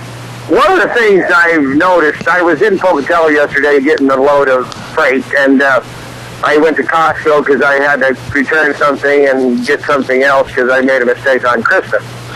And I noticed that, this year Idaho State football, Idaho State Bengals has really done well. But one of the things that struck me, and it struck me in the past too, that on the rack there, the clothes table, was a massive amount of Boise State gear. Mm-hmm. I mean, everything, sweatshirts, hats, whatever. Yeah. And so, this, whether or not people like Boise State or not, the effect that this has across the nation on Idaho is so positive. And so, even in Idaho, in Pocatello, where Idaho State is, they had a few Bengal sweatshirts, but nothing compared to the Boise State stuff. So across this state, as you go places, whether or not it's in Boise or McCall or up in Coeur d'Alene, you run into people wearing Boise State stuff. Yeah. And so this thing, us going to the Fiesta Bowl, they're very exciting again. But they've worked hard, they deserve it. But the impact on our state, I think, is not, immeasurable, I think. I agree with you. Positive thing. And tomorrow at 2 o'clock, they face off against Arizona. Some of the so-called experts have picked Arizona by as much as 17 to 20 point lead and winning margin. I'm going to stick my neck out right here, Randy, and say it's going to be Boise State 27, Arizona 20. There you go. I've made my prediction. I got another call. God bless you, and Happy New Year. Happy New Year, Bob. Thank you. Caller, good morning. You're on the air. Good morning, Zeb. I'm calling to wish you a most wonderful new year. And this last year has been a great year in a lot of ways. But a lot of the things that's happened in politics has about scared me to death. Well, it should. It should. I'm glad to hear you say that, because we need more people like you that are cognizant of what the problems are. I hate to see a Senate that has not accepted anything from the House that is not all on their side. Yeah. You know, we need to be working together, and we need to be cutting our deficit. And, you know, I think that's the main thing this country needs to go after, is that $18 trillion of wasted money we've got to pay interest on. Well, and before... And until we get rid of that, we're going to have big problems. I agree with you. Jerry, let me say this to you and your family from Deanne and I. Happy New Year, and thank you for your friendship, and we'll look forward to 2015. Thank you so much. You bet, and you keep going. We want to look forward to 2016, too. All right, my friend. God bless you. Thank you. Thank you. You know, he said something, and then we'll take that next call, but he said something that's really important. I don't want to see just getting along. I don't want to see Republicans and Democrats just trying to get along. I want to see each party stand up for their principles, and if they have to go to war, they go to war. But I don't want to see a capitulation of principles. That's what's made us, I think, into the mess that we have today. Gina, do I have another call waiting? I thought I heard the cow. No, you don't. Okay, well, I'll do the weather forecast then. The weather this hour is brought to you by Urgent Care of Jerome. Wonderful people serving you with minor emergencies. Don't worry about it. They'll provide major care. They will see you today. Urgent Care of Jerome, 133 West Avenue A, Suite B in Jerome. Telephone number, write this on your refrigerator, 324-2004, 324-2004. They treat everyday injuries and ailments, and they're ready to serve you right now at Urgent Care of Jerome, 133 West Avenue A, Suite B in Jerome. And right now here is Michael Rogers' weather. Hi, everyone. Michael Rogers is up at the ranch. It's cold, and if you're keeping score at home right now with the winds out of the east at about 22 miles an hour, you got a wind chill of about 12 below. Now, with the temperatures being what they are, this is going to be the coldest day this week. You're looking for a high today of 16. Overnight low right around 3 above. You're going to stay like this for today and also for tomorrow. Start to warm up on New Year's Day, and you'll be hitting the upper 30s by the time you get to Monday. So what you need to do is get through today and tomorrow. Right now, with the winds being what they are, it's not fun. We're looking right now, winds are going to be staying pretty much out of the east, gusting at 22. It's going to start to die down, but right now, you know, you're trying to head to work and you're just trying to get through the day, and it's just cold. So hang in there and enjoy the weather. So whatever you got. All right, Michael, thank you so much. Brought to you this hour by Urgent Care of Jerome, 133 West Avenue A, Suite B in Jerome. Number to call, 324-2004. They will see you today.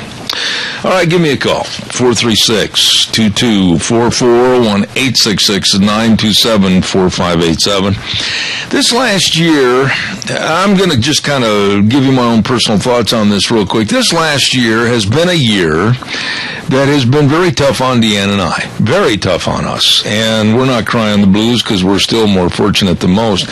But after last January of going into Salt Lake and having that surgery and the trying to heal up from the surgery and then having some other problems with my leg that did not heal up, and it still hasn't healed up to the point where it's really reliable.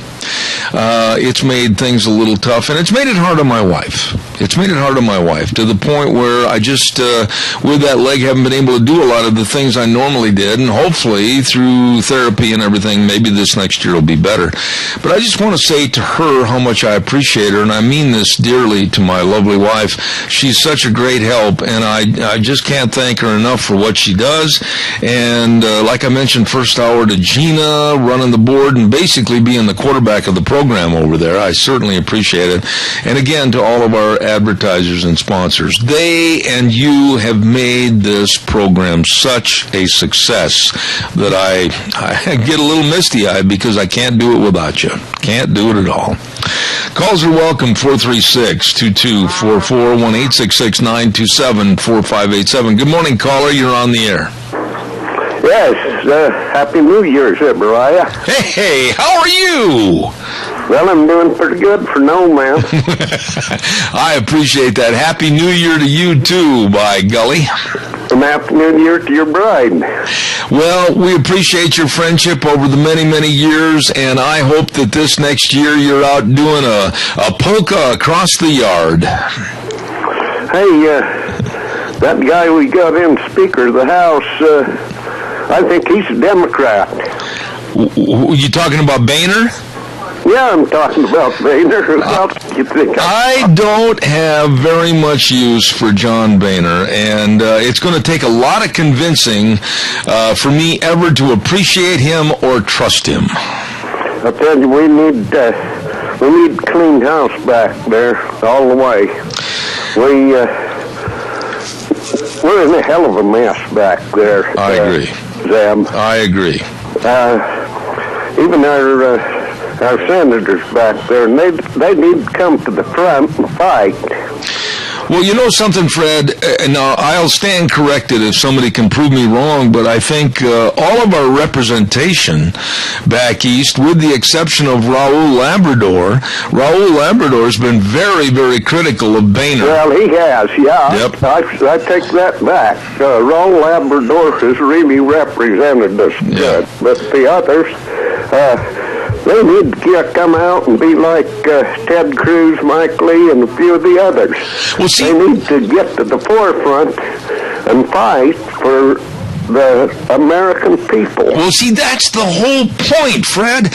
I said this earlier. I am sick of the good old boy network, the McConnells and the Boehners and the McCains. I'm fed up with it. And they're doing all they can to suppress new blood that's got better ideas, the Gaudis and the Cruzes and the Rubios and those others. We need to turn this thing upside down.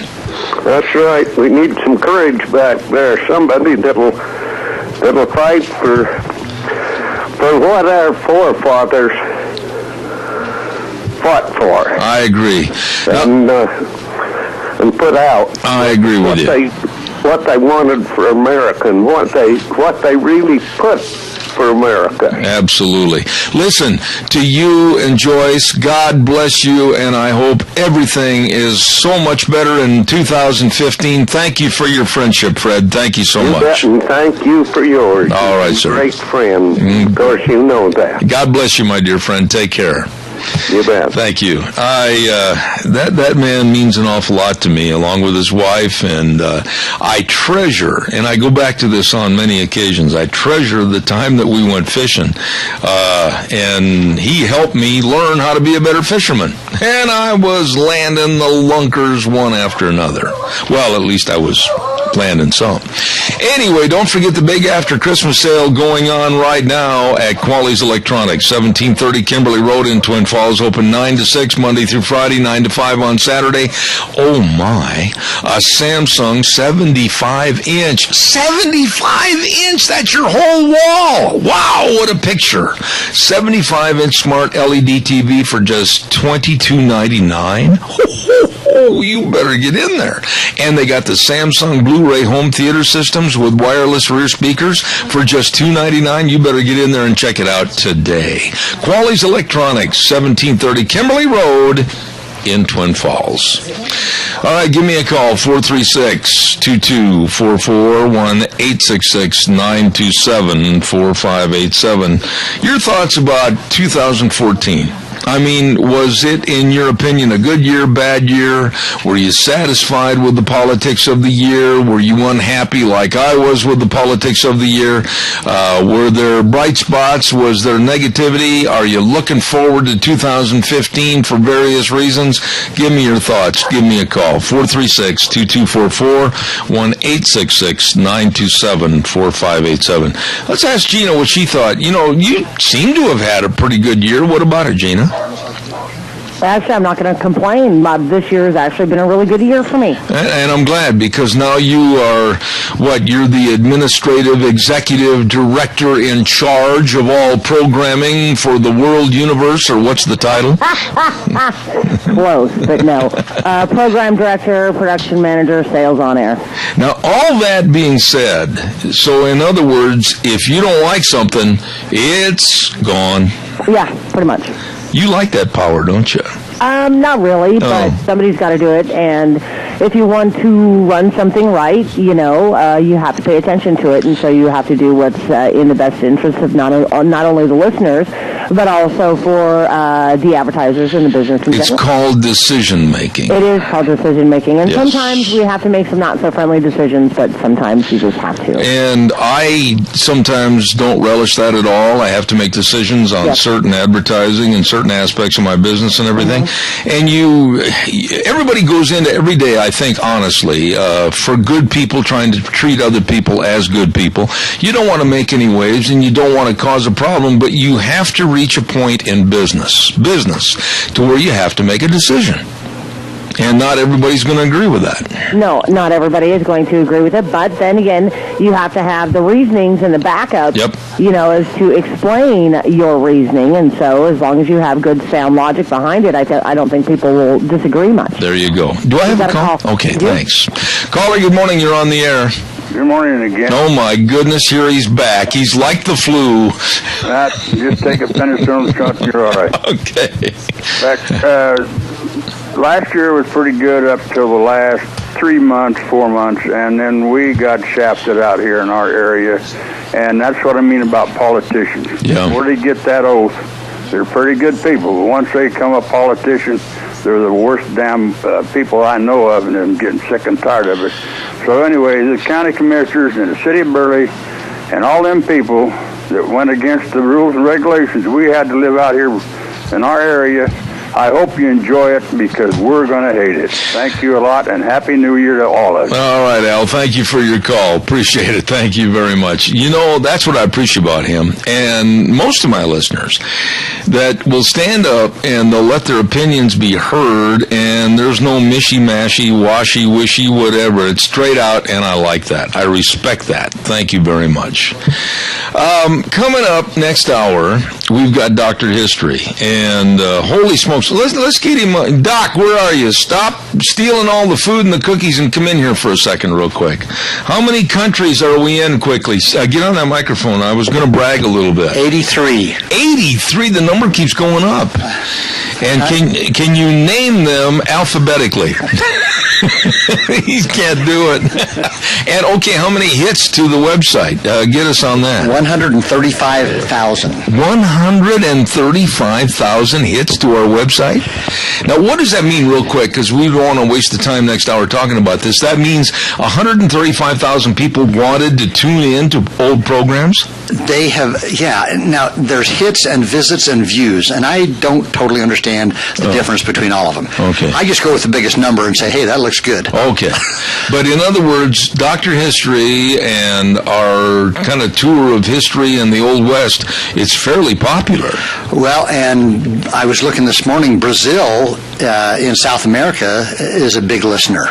And Brazil has an really huge and expanding horse population and rodeo population. So they're probably interested. Oh, my, yes. But Vietnam and China. Thailand and China and Latvia and Macedonia and South Africa. Can you speak in Macedonian?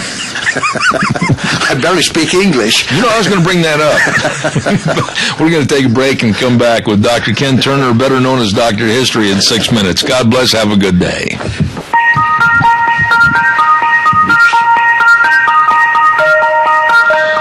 I love that music. I wish we could play Christmas music all year round. I love it. Merry Christmas is over, but Happy New Year is still in effect. Good morning, everybody. I'm Zeb Bell, Zeb at the Ranch, with our major sponsor, your Magic Valley Les Schwab Tire Centers. Wonderful, wonderful people. Along with some great advertisers, as I get everything all ready to go. Lease Furniture, Floors, and More at 459 Oberlin and Burley. And also Western Way Services, always at your disposal. Locally owned and operated. Get on the route, service 734-6969. Want to remind you, too, about the Chadwick Sports Grill. I love the Chadwick. I love the people. I love the environment. I love all the sports memorabilia up on the wall and everything. And today they're having, this sounds good, green olive chicken salad on a sesame seed bun with choice of potato and super salad. Oh, that is different and sounding really good. At the Chadwick Sports Grill, 139 West Main in Burley. You stop in and see those wonderful people today. Oh, and by the way, you heard me talking to Bruce Qualley last hour. Don't forget they're having a huge, I mean really big, after Christmas sale that's going on through Saturday, January 3rd. That's this weekend, and you can save money. Listen to this, a Samsung 50-inch smart TV for just $549. Are you kidding me? And a Samsung 75-inch smart LED TV. Take up the whole wall. Enjoy it. Watch the Buffalo Stampede right in your living room. Just $22.99. All of this and much, much more after Christmas sale at Qualley's Electronics, 1730 Kimberly Road in Twin Falls. It is time now. Listen up over in China. Listen up over in Macedonia. Listen up over in France. Listen up everywhere around the globe, because here he comes, Dr-History.com.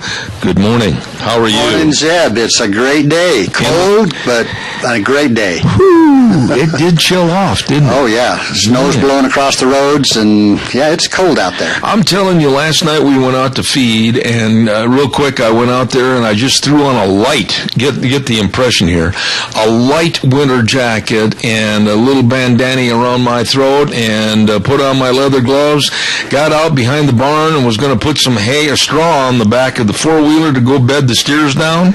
Yours truly, there were certain parts of anatomy that were really cold. I can imagine. Yes. What's going on with Dr. History today? Well, we're going to talk about a guy. Take that microphone up just a little bit. There you go. How's that? There you go. Is that better? Yeah. Okay. We're going to talk about a fellow by the name of Captain Jack, a Modoc Indian. I know the story on this man. It's an amazing story. It really is. And John Growney used to have a national finals bucking horse called Captain Jack. It was one of the best in the business. Okay. Yep. Well, how he got the name, I don't know, but we're going to talk about him anyway. All right. So basically, the Modoc War opened in 1872 with a pistol shot by a cavalry guy who had been sent with a party of soldiers to arrest Captain Jack and return him with his followers to the Klamath Reservation in southern Oregon. Mm-hmm. And it ended in 1873 with Captain Jack's surrender.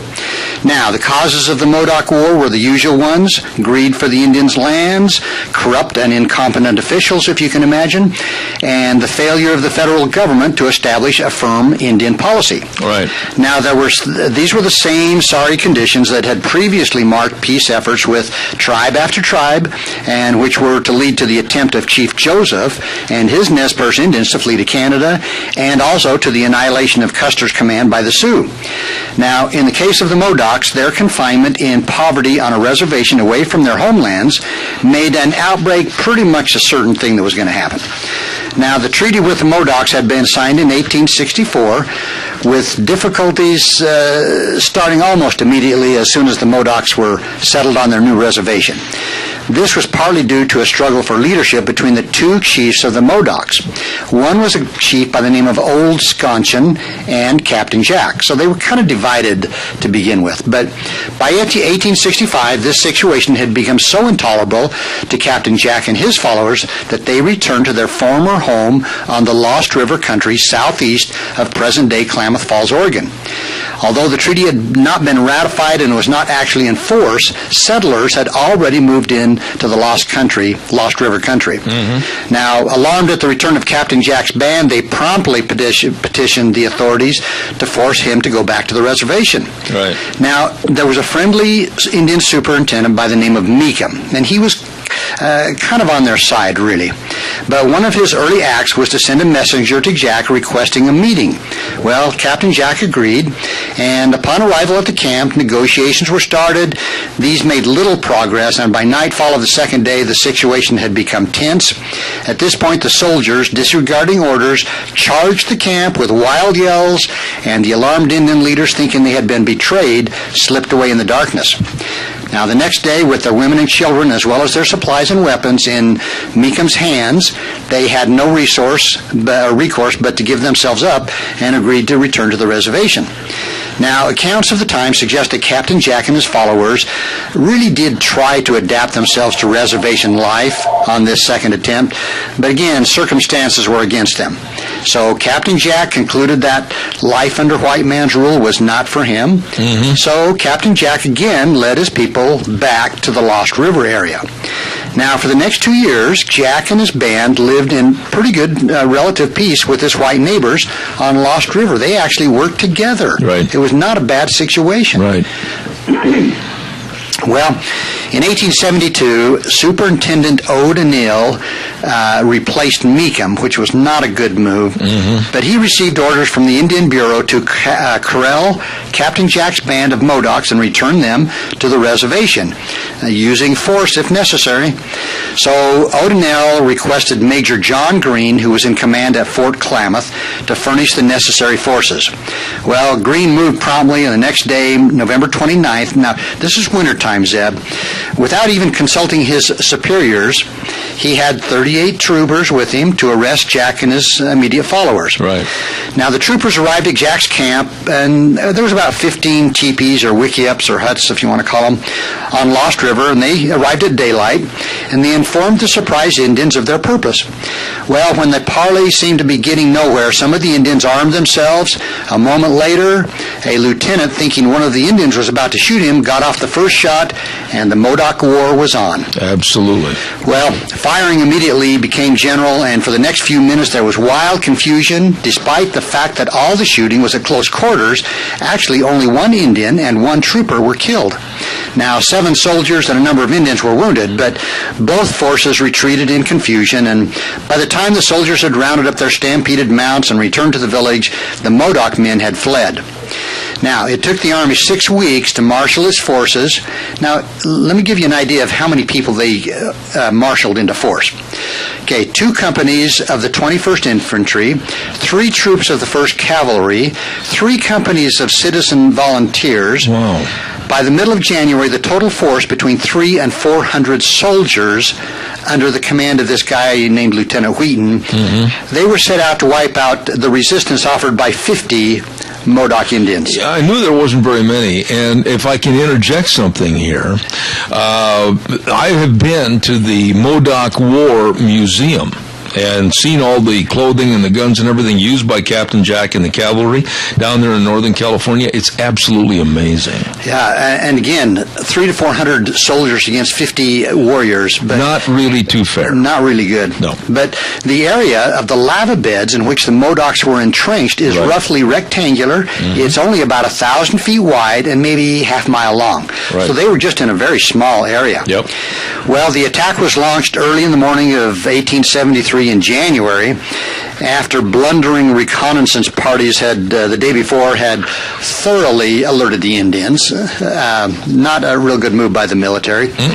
But a dense fog had settled over the area, and before the troops were within a mile or two of any Indians, they began firing on imaginary Modocs. Well, when they did get within range, many of the volunteers flatly refused to press forward and huddled behind rocks, despite taunts from the Indians to come on and fight. Sounds like even though they had superb numbers and superior numbers, they were chicken. They were chicken. And the Indians were saying, hey, come on. But anyway, since the Modocs could move from point to point within their defenses to concentrate their fire, each of the attacking forces became convinced that they were far outnumbered, even though there was only 50 of them. 50 of them? Yeah. Against 400 plus. Right. So, anyway, 24 hours later, what had been intended as a grand assault had turned into a shambles.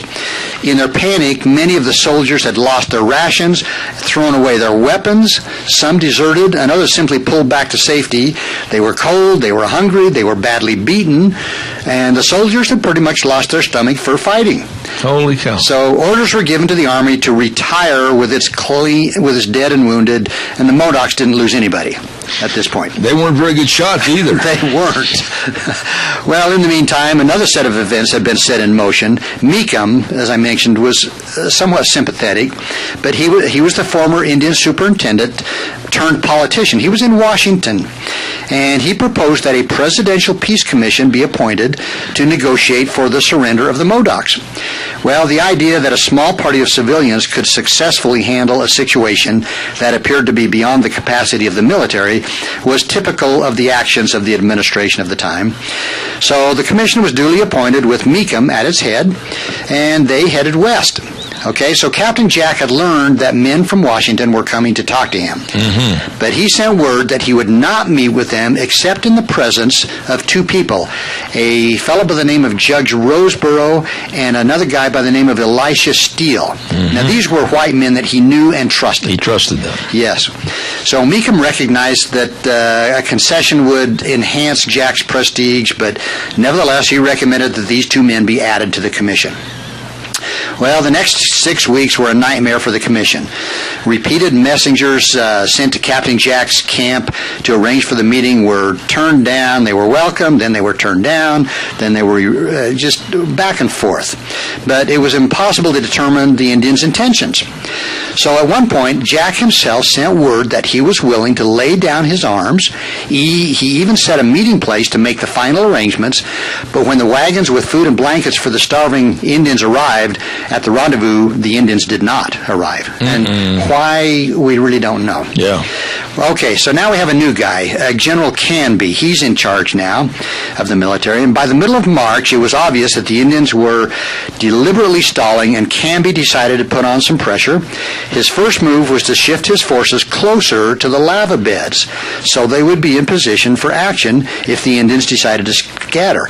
So here we are, still the Indians among the lava fields. Yeah. In that small... It's a real lonely, desolate area. Yeah, I'm sure it had to be. But anyway, so another guy by the name of Colonel Gillum was ordered to move to a point about 3.5 miles west of Jack's stronghold. Mm-hmm. Now, since these moves were within sight of the Modoc defense, the Indians were well aware of what was taking place. I mean, it was obvious. They could see what the military was doing. Yeah, I mean, they're watching them. Right. Yeah. They're watching everything that's going on. So, becoming alarmed, Captain Jack first sent messengers to General Canby to find out his intentions and finally met with him in person. Now, after a number of such meetings, it became clear that what each side wanted, but how this was to be accomplished remained as undecided as ever. Now, Jack's first demand was that all soldiers be withdrawn from the lava beds and that certain of his men be protected from charges of murdering a number of settlers. He also wanted a reservation for his people established on Lost River, where he had been before. That was their original land. Yeah. Well, General Canby could promise none of these things. He said the only one who could accept their surrender and that the authorities would be the President of the United States. And so he really couldn't do anything, he said. Now, why do they always pass the buck? Well, you know, I don't know. That's a good question, because they can't make any promises. Then why in the heck are they meeting with the guy? It's like buying a used car. If the salesman can't come up with the price and finalize it, he's got to keep running to the guy that's above him. Yeah. Doesn't make any sense. It doesn't. Well, the situation was further complicated by dissension between Captain Jack and his chief medicine man. Now get his name, Curly-Headed Doctor. Well, probably was. So how he got that name, I don't know.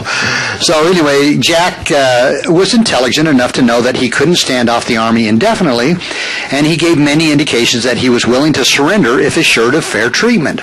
Now, Curly-Headed Doctor and some of his immediate followers, on the other hand, they were convinced that their medicine was stronger than that of the whites. So they figured they could still outlast the military. Yeah, and they were against Obamacare, too. That's right.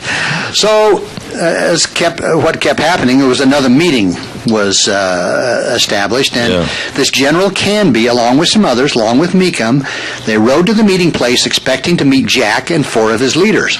Well, when they arrived, they found there were 8 Indians, and contrary to an earlier agreement, a number of them were openly carrying weapons. Well, I would. Well, sure. I mean, it's common sense in my opinion. So, anyway, General Canby ignored the fact that some of the Indians were armed, and the parley got underway with the usual handshaking. Jack reiterated his demand that the soldiers leave the country, that they be allowed to live where they wanted to, while Canby pointed out again that only the president could order the troops removed or decide where the Indians should live. Mm-hmm. Well, after considerable talking on both sides, Jack suddenly gave a signal, and 2 Indians with their arms full of rifles appeared from the nearby rocks where they'd been hidden. Before the commissioners could move, Captain Jack pulled a revolver, shot Canby. Another Indian shot another fellow. This Meekum guy got shot, but just kind of a glancing blow that knocked him unconscious. This was turning into a bad meeting. It was. Yeah. Not a good meeting. Yeah. Well, 4 days later, the Army was ready for a second attack on the stronghold. Now, forces now consisted of 4 batteries of artillery, 5 infantry companies, 4 troops of cavalry, 72 Indian scouts, and I don't know how many that totals. Holy smokes, and a partridge in a pear tree. Just a bunch of people. But the first day, the approach was so cautious that most of the troops didn't even get within rifle range. Oh, my goodness. The second day was a little better. Colonel Gillum thought he had the Modocs completely surrounded. But a gap in the lines was there, and during the night, the Modocs just simply walked out of the trap. They left. They just walked out. And they disappeared into the cinder cones in the cave. Who was the sentry on duty? Obviously nobody. Or he was asleep, I don't know, or afraid. So 4 days later, the Modocs had been located, and there was a Captain Thomas, and he took 64 men on a patrol. Well, the detachment was on its way, but they got hungry. They sat down for lunch, completely unaware that 24 Modocs were concealed in the rocks. Well, the Indians opened fire. 23 of the soldiers, including this Captain Thomas, were killed. Now, as usual, the Modocs hadn't lost a man. So now, a little later, here we have a Captain Hasbrook, and he was just a recent arrival, and he was given his assignment to find the Modocs, and he did find the Modoc camp. Well, here we are. Finally, it's May of that year, May 9th. They camped on a small lake, unaware that the Modocs had them under close surveillance. At dawn the next morning, the Modocs charged the camp, expecting their attack would create the same panic and losses that had resulted from the previous battle. Right. Well, they almost succeeded. Several soldiers were killed, but this time, however, this Captain Hasbrook and his officers managed to rally their men, and a prompt counterattack routed the Modocs and captured most of their pack animals, their supplies, their spare ammunition. So this was a serious blow to the confident Modocs. Another thing that was a bad blow was one of their sub-leaders had been fatally wounded and died. And with the Indians, you know, when they lost one of their a chief or a sub-chief, that really affected their morale. Yeah, in many cases they stopped fighting. Exactly, and retreated. Yep. So within a few days, 10 of the women and children were captured, and from here on it was only a matter of time. Captain Jack still had 37 fighting men out of the 50 that he'd started with. But although the Army did not know it, these two had broken into small groups and scattered, and with the help of the captured Modocs, a number of these bands were located and prevailed upon to surrender. Finally, on June 1st, 5 months of fighting, Captain Jack himself, convinced that further fighting was useless, he gave himself up, and the Modoc War was over. And you know, really, from what I've ascertained by going to the museum and really studying this and going to the actual battlefields down there, this all could have been avoided. You know, when you think about it, it all could have been avoided. Time and time again, you had overzealous military leaders that and broken promises. And broken promises. Custer, a great example. Oh, Custer's a great example of a total fiasco. Yeah, I mean, and yet the early movies of Custer, I didn't mean to break in on you. The early movies of Custer, like the one that Errol Flynn starred in called, let me think, They Died With Their Boots On. That was a depiction where Custer was a hero. He could do no wrong. And it's not historically true. Well, you and I have talked about this a lot in the past, and there's so many versions of what really happened. I don't know. But again, here the Indians had a beautiful place to live. And, of course, that was desirable for the whites. And they wanted to be left alone. They did. And as I mentioned, they lived in peace with the white people for 2 years. Absolutely. And they actually traded back and forth. They tried to farm. They tried to raise cattle. And I think if they would have left them alone, they would have been fine. Yeah, and everybody would have been better off for it. Right. They could have worked together. The Indians could help the whites helped the Indians. We only got a limited time, but I'll say this. I think in many stories of the Old West, with the military and the powers that be, whether they be colonels, generals like Custer, whatever, a lot of times these conflagrations were caused to help further their nest and feather their hat and move them up the military ladder. Do you think so? That's exactly right. Exactly right. They many of these underlings, so to speak, I don't know the ranks, but if they could win a war or capture a particular tribe, they would be advanced in the military. Yep. So time and time again. It's a shame. It really is a shame. It really is. Injustice that was done to tribe after tribe. That's a good story, but now I urge you and all the listeners, if you get a chance to go down to Alturas, California, and head up towards Cedarville and in that area, actual battlefields of where many of these battles took place with the Modoc Indian Wars, and go through that museum, it's probably one of the best museums you've ever been to in your life. I'll have to put that on my list. I've been over in that area, but I've never gone to the... Got to go to that. It's excellent. Okay. And that's a good story about Captain Jack. It is. But now your homework assignment for next week is to find out why they called him Captain Jack. I'll do my best. There you go. And you know what? I will go through my thousands and thousands of books here that you can see on the bookshelves and everything, and I have one of those books from the museum about the Modoc Indian Wars, and I'll see if I can't dig that out for you. Okay, that'd be great. What are we going to talk about next week besides your assignment? You know, it's such a secret that I just can't divulge it at this time. You haven't got a clue. You're exactly right. Hey, quickly, what about 2014? Good year, bad year? It's been a great year. Except for your wife getting injured. Yeah, broken arm, but she's getting better. And, actually Thursday is my birthday. And this next Thursday or this Thursday? This Thursday. January 1st? Yeah, in fact, in honor of my birthday, they have parades, they have football games, they take the day off in honor of my birthday. Oh my! It's a national holiday, you know. You really believed everything your mom and dad told you, didn't you? But I was slow. I didn't win any prizes. Oh, well, happy birthday. Thank you. And Happy New Year. Thank you. And, same to you, Zeb. Is that where they got the caricature of the New Year's baby wearing diapers? I refuse to answer that. Well, listen, thanks for an excellent show, and let's do a little bit more research on that Captain Jack. Yeah, I'd like to know more about him, too. Okay. As you know, quickly, dr-history.com, that's what people check into all over the world, right? That's exactly the place to go to listen to all these stories. About 45 stories on there now, I think. Oh, wow. So. Okay, well, listen, we'll see you next Thursday. All right, thank you. You have a good day, Zeb. All right, God bless you, man. Thanks. Along with that segment that we look forward to every week, Dr. History, we have a segment on Thursdays, too, that we always look forward to, and that's Cassia County School Days, and it's brought to you by A Child's World and also Ambulatory Surgery Center. Don't forget, at A Child's World, they're having a winter clearance right now, and they've got all the growing children clothes, and if you're having now a new baby, they've got hundreds and hundreds of cute little outfits, toys and blankets, and the cribs and the walkers and everything for the baby at A Child's World, 1308 Overland in Burley. And by the way, too, looking to have a surgery? Well, maybe hand surgery, arthroscopic knee surgery, colonoscopies.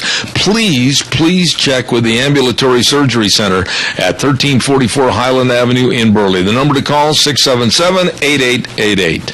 On behalf of A Child's World and Ambulatory Surgery Center, don't forget they're sponsors of Cassia County School Days. We'll be back in 3 minutes. We've got to send it to our main studio, and you stay tuned. And now, back to Zeb at the Ranch on AM 1230 KBAR.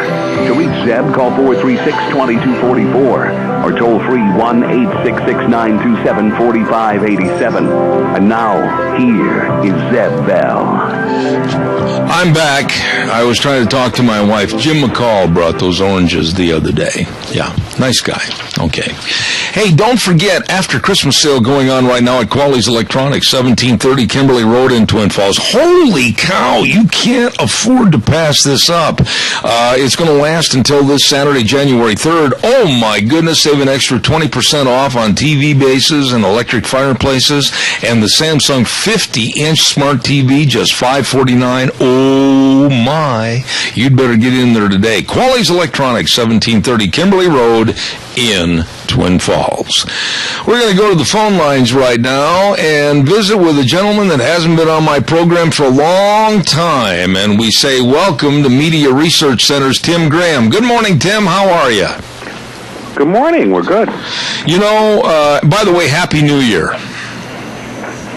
Thank you. And now that I've got you on the air, you are going to give us an inspirational visit for the next 10 to 15 minutes, and you're going to give us the dumbest quotes of 2014, and I can't wait to hear your analogy. Thank you, sir. You have the floor. Well, every year we have a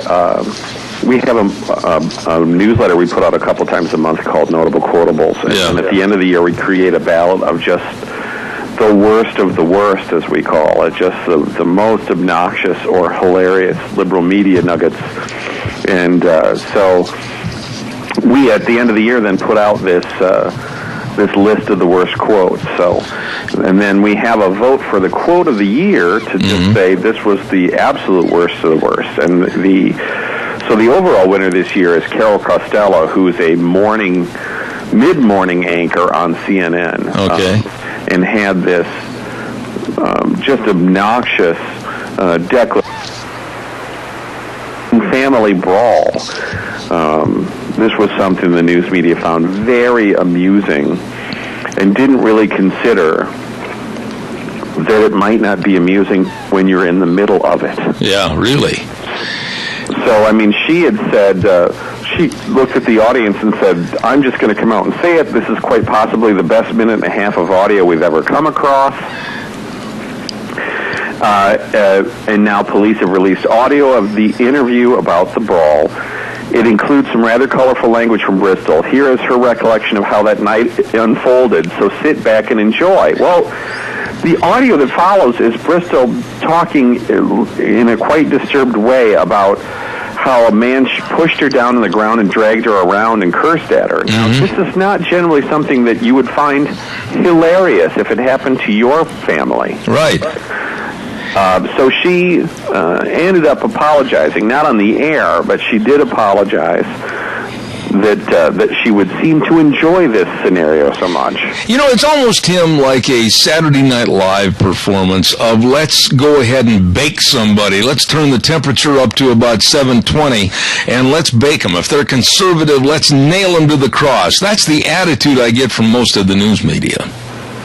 Well, it is somehow believing that conservative people aren't really human. Yeah. That you can't, liberals are supposed to be great at empathy. They're supposed to be great at compassion. They're supposed to be great at, looking at a situation like this and saying, oh my goodness, what happened that, that there was a fight. Fights aren't funny. Liberals generally don't find a brawl hilarious. They find it regrettable. They're for peace. So this whole thing is a festival of hypocrisy. But there's others. There's others on this list, and I am surprised, quite frankly, with all the verbal faux pas of Vice President Joe Biden that you didn't have a complete sheet just of his mess. Well, of course, we're trying to look at journalists and the things that journalists say. Right. I mean, absolutely, in every year Biden says, in every week you could probably pull 3 or 4 stupid things that the vice president says. And I think the thing that's interesting about that is that, some of us are old enough to remember Vice President Quayle. Yep. They would isolate these gaffes and, just trounce them and just, oh my goodness, he misspelled potato in a spelling bee and go nuts. Joe Biden, when he says stupid things or offensive things, they all get put on this face and say, well, that's just Joe. He's so lovable. He's just a man of the people. You know, I'm going to skip down here a little bit for the sake of time, and I'm going to leave Jeff Zucker and the winner of the award, and I want to go down to one of the people that I absolutely cannot stand. Every time he shows up on a TV screen or with one of his quotables, I always cringe, and that's Chris Matthews. Tell us a little bit about old Chris, would you please? Well, we have some, that's such a spectacle, the show they call Hardball. When it comes to Obama, it's softball. But we created our own category called the mean, nasty, blathering Chris broadcasting, whatever. But in this particular category, about denying Obama's scandals, Matthews goes into this thing about the enemies of Hillary Clinton. By that I mean the partisan enemies have got their voodoo doll. It's called Benghazi. Every time they put the pin in, they hope it hurts Hillary. It's become an obsession bordering on cultism among Republicans, with even John Boehner falling under its spell. You can almost smell the incense. Benghazi, Benghazi, Benghazi. They keep chanting the word until it gets Hillary to fail. You know, I'm offended by that statement, and I'll tell you possibly for a different reason. Americans lost their lives over this fiasco. Americans lost their lives because of no support from our military, and they were told to stand down. And this whole situation of Benghazi, and possibly there was rumors and innuendos about gun running, and there were rumors and innuendos about why Benghazi came about in the first place. And we're enemies of Hillary because she was Secretary of State. I want to know the answers, and I think that as taxpayers, we're owed the answers. Yeah, look, the problem with the media's reporting on Benghazi began right from the minute that the news broke. And the obvious point was an objective media that's a watchdog of government begins with the simple notion of how did this happen? Who allowed this attack to happen on our consulate in Benghazi? Yeah. Are our other diplomatic facilities this unsafe for our Americans? These are the natural questions. These are the questions now that the Congress has been doing. They did, Congressman Gowdy and his inquiries held 2 hearings. The media ignored both of them. And, of course, they're sober, they're serious, they're not partisan, and in a weird way, it's one of the reasons they're not getting press coverage, is because they're sober and they're serious. Of all the quotes... I'm sorry, go ahead, please. I'm sorry, I didn't mean to interrupt. Yeah, point being, you're exactly right. The news media should cover this as a dereliction of duty on the part of the State Department and who is running the State Department. Absolutely. You know, the one of the samples that you sent me, the one that offended me the most, and I would like to have 5 minutes in the room with this guy to tell him what an imbecile he really is, and that's Chris Hayes of MSNBC talking about the IRS. Please tell my listeners about that one. Well, most people would think that what the IRS did here, and that is they basically singled out Tea Party groups and said, we're going to put you through the paces. We're going to ask you all kinds of questions. You're going to send us your pamphlets. We're going to... they just ran them around because of their political beliefs. Most liberals, they'd rather not talk about it. They're not going to come to the defense of the IRS. Well, Chris Hayes is that kind of person who will, so on this ballot he says, without the IRS or something like it, we wouldn't have a government. It's the cornerstone upon which the entire edifice of the federal government is built, and that is precisely the reason conservatives have so consistently taken a sledgehammer to it.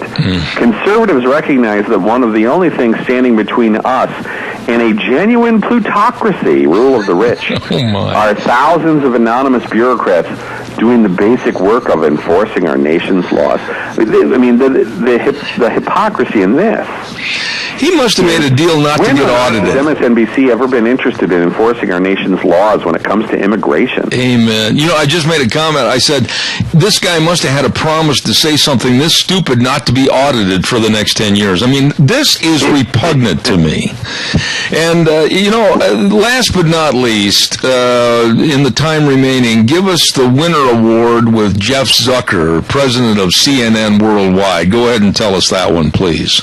Well, he was being interviewed by Bill Carter, who's a New York Times TV reporter. Yeah. And even the regular media reporters noticed this, as there was basically a question about whether there would be live coverage of the Benghazi hearings on CNN. The answer for history is no, there weren't. There was mentions of the hearings while they were going on, but they didn't do live coverage. So when he was asked about it, Jeff Zucker, who runs CNN now, he said, "We are not going to be shamed into it," meaning covering the hearings, "by others who have political beliefs that want to try to have temper tantrums to shame other news organizations into covering something. If it's of real news value, we'll cover it." Mm-hmm. Well, no, they didn't. And what really, it's one thing to say, we cover hearings based on their news value, and we'll see. That wouldn't be on this list of quotes. It's him saying, these people, we won't be shamed into it by people who have temper tantrums. Yeah. That's obviously a partisan statement. That's an obnoxious statement that shows contempt for the public. To say that to hold the government accountable is a temper tantrum, that's not exactly the way a news network should speak.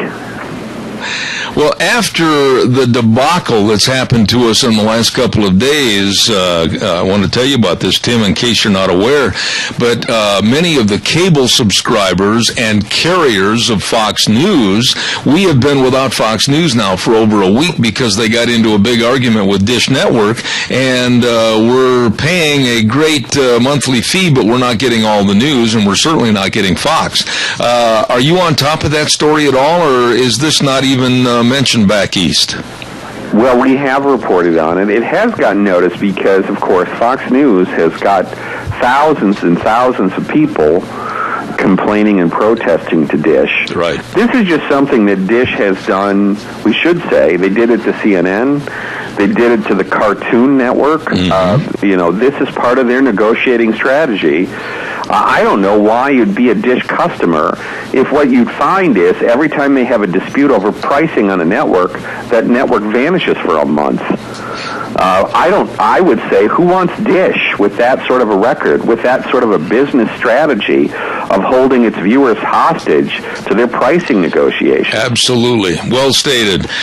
Tim, I want to extend to you and everybody back there at Media Research Center a very, very happy New Year, and thanks for bringing some of the quotes from people that are questionable in character. Thank you very much, and the very best to you in 2015. All right, thanks, Ed. All right, take care. Thank you very much. Interesting about some of the quotables from the liberals involved in the news, and we thank very much Tim Graham with Media Research Center. Thank you very much. Holy cow, it's time for the weather. And the weather this hour is brought to you by Scarro's Meats, 331 North Road, Jerome, 324-7657. Oh my, you'd better get a hold of them today. Now, Don Scarrow and the rest of the crew, they had those special Christmas boxes of delicious different types of meats and different prices. I'll bet you if you called over there, they've still got them or can still make them up. Oh, it's fantastic. Everything they sell is guaranteed, and they sell taste one bite at a time. Scarro's Meats, 324-7657. And here now, Michael Rogers' weather. Hi everyone, Michael Rogers is up at the ranch. It's cold, and if you're keeping score at home right now with the winds out of the east at about 22 miles an hour, you got a wind chill of about 12 below. Now, with the temperatures being what they are, this is going to be the coldest day this week. You're looking for a high today at 16. Overnight low right around 3 above. You're going to stay like this for today and also for tomorrow. Start to warm up on New Year's Day, and you'll be hitting the upper 30s by the time you get to Monday. So what you need to do is get through today and tomorrow. Right now, with the winds being what they are, it's not fun. We're looking right now, winds are going to be staying pretty much out of the east, gusting at 22. Going to start to die down, but right now, you're trying to head to work and you're just trying to get through the day, and it's just cold. So hang in there and enjoy the weather. So whether you go. All right. Thank you very much, Michael. Scarrows Meats, our sponsor of Michael Rogers Weather this hour at 331 North Road, Jerome. The number to call, 324-7657. And they sell taste one bite at a time. I want to get Gina on here for just a second. Gina, are you right there by your microphone? No, I ran away. Oh, you did that last hour. I know. New Year's resolutions, have you made any that are appropriate to bring up on the radio this morning? I don't do New Year's resolutions. I never have. Why? That's exactly the point. Why should I? Oh. Well, I didn't mean to make you mad. Excuse me! No, if I'm truly going to set my mind to do something, I'm going to do it of my own volition. I don't need to make a New Year's resolution to get it done. Yeah. I don't need that kind of motivation, although I do understand a lot of people do normal New Year's resolutions. Here's the thing. I used to do them, but I always broke them, so I was like, what's the point of making a New Year's resolution? Well, one that I am going to adhere to, and I've got to heal up in 2015. I mean, man, I've fought this now for a year. I got to heal up. I got to get better. I don't care what it takes. If they have a specialist up on the moon, I will go. I'm going to try to make every advantage of trying to heal up and have a better year 2015. Yes. And it shall be so because you set your mind to it. And you know what? It also is going to help Deanne. It will. I've been a little cranky. You think? Now, don't you start. Me too. No, but it's a new year, and I'm going to do all I can to try to get back in the saddle, so to speak, and literally get back in the saddle. And this year has been one of those years, and I'm sure you've had a year like that, where you just as soon forget it. Yeah. There have been moments in 2014 where I'm like, you know what, this year I'm so totally over it. But, on the grand scheme of things, not going to complain. 2014's been a great year, probably one of the better that I had, and so I'm just hoping that 2015 is going to continue on with the same sort of momentum. Yes, and I am going to hold true to one of my resolutions, and that's lose. Seriously, I'm going to be a ghost of myself and lose. I put down 25 pounds. I'd be happy if it was even a little less, but I just... What's your goal weight? What's your goal weight? What's that? What is your goal weight? Goal weight, 205. Oh, that's not bad. That's a healthy weight. 205. Especially for your size and stature. Yeah, I'm a big guy. Yeah. And because I'm sick and tired of spending all that money on Wranglers and letting them hang in the closet and they shrink without use. It's amazing how that happens, huh? I tell you what, it's ugly to watch me put on a pair of Wranglers with a couple of pair of vice grips in each hand. I think that sometimes there's little sewing gremlins that sit in our closet, and then after a while they sew our clothes smaller. Yeah, but you know what I do with my Wranglers? I take them over to Daryl's Cleaners, and I have them pressed with a sharp crease down the middle so they look nice and then heavily starched. Now, when they stand on their own? Oh, yeah. And the best way to get in them, even when you're not overweight, is to take a running start off a couch and jump in the middle of them and pull them up. Either that or what I've seen girls do, and I've never, I used to do this in high school, but only a couple of times. You lay down on the bed, you suck in the gut, and then you take the pair of pliers, and you pull up the zipper, and you get your pants buttoned, and you hope that the button and the zipper does not fail. But the problem with that is you have got to be standing on your tiptoes, and you've got to pull your Wranglers up over, I'm going to be very explicit here, over your cheeks so that when you sit down on the bed, they don't go so low. And then in one motion, while you're in midair, flopping backwards on the bed, you take your thumb on each hand and squeeze together. That is so true, though. It's because you look like a little wiggle worm when you're trying to get on pants that are too tight. You probably shouldn't be wearing. And then once you get that copper button in the slit, around the waist, then you look down and you still haven't zipped up the zipper. That is not an option at that point. No. Once you're dedicated, you have to get the zipper up prior to you even, leaving, sitting up or leaving the bed. Yeah, then your wife walks in like my wife, and she says, "Are you okay?" And you go, "No." And see, here's a conundrum. What if you have to go to the bathroom? Oh, that's out of the question. I mean, no way. You are going to be a commercial on television for having all kinds of problems. You would be the prime target for depends. Oh, my, yeah, and you ain't going to get a pair of them on underneath those Wranglers. I got to pay some bills. I'll be right with that call. Stand by. Okay. Somebody, okay. All right. Hey, don't forget your Magic. Yeah, we're going to lose everybody. Magic Valley Les Schwab Tire Centers, all 7 locations serving you with the best in traction tires for all your winter driving and the best in tires pin for studs and all your tire chains.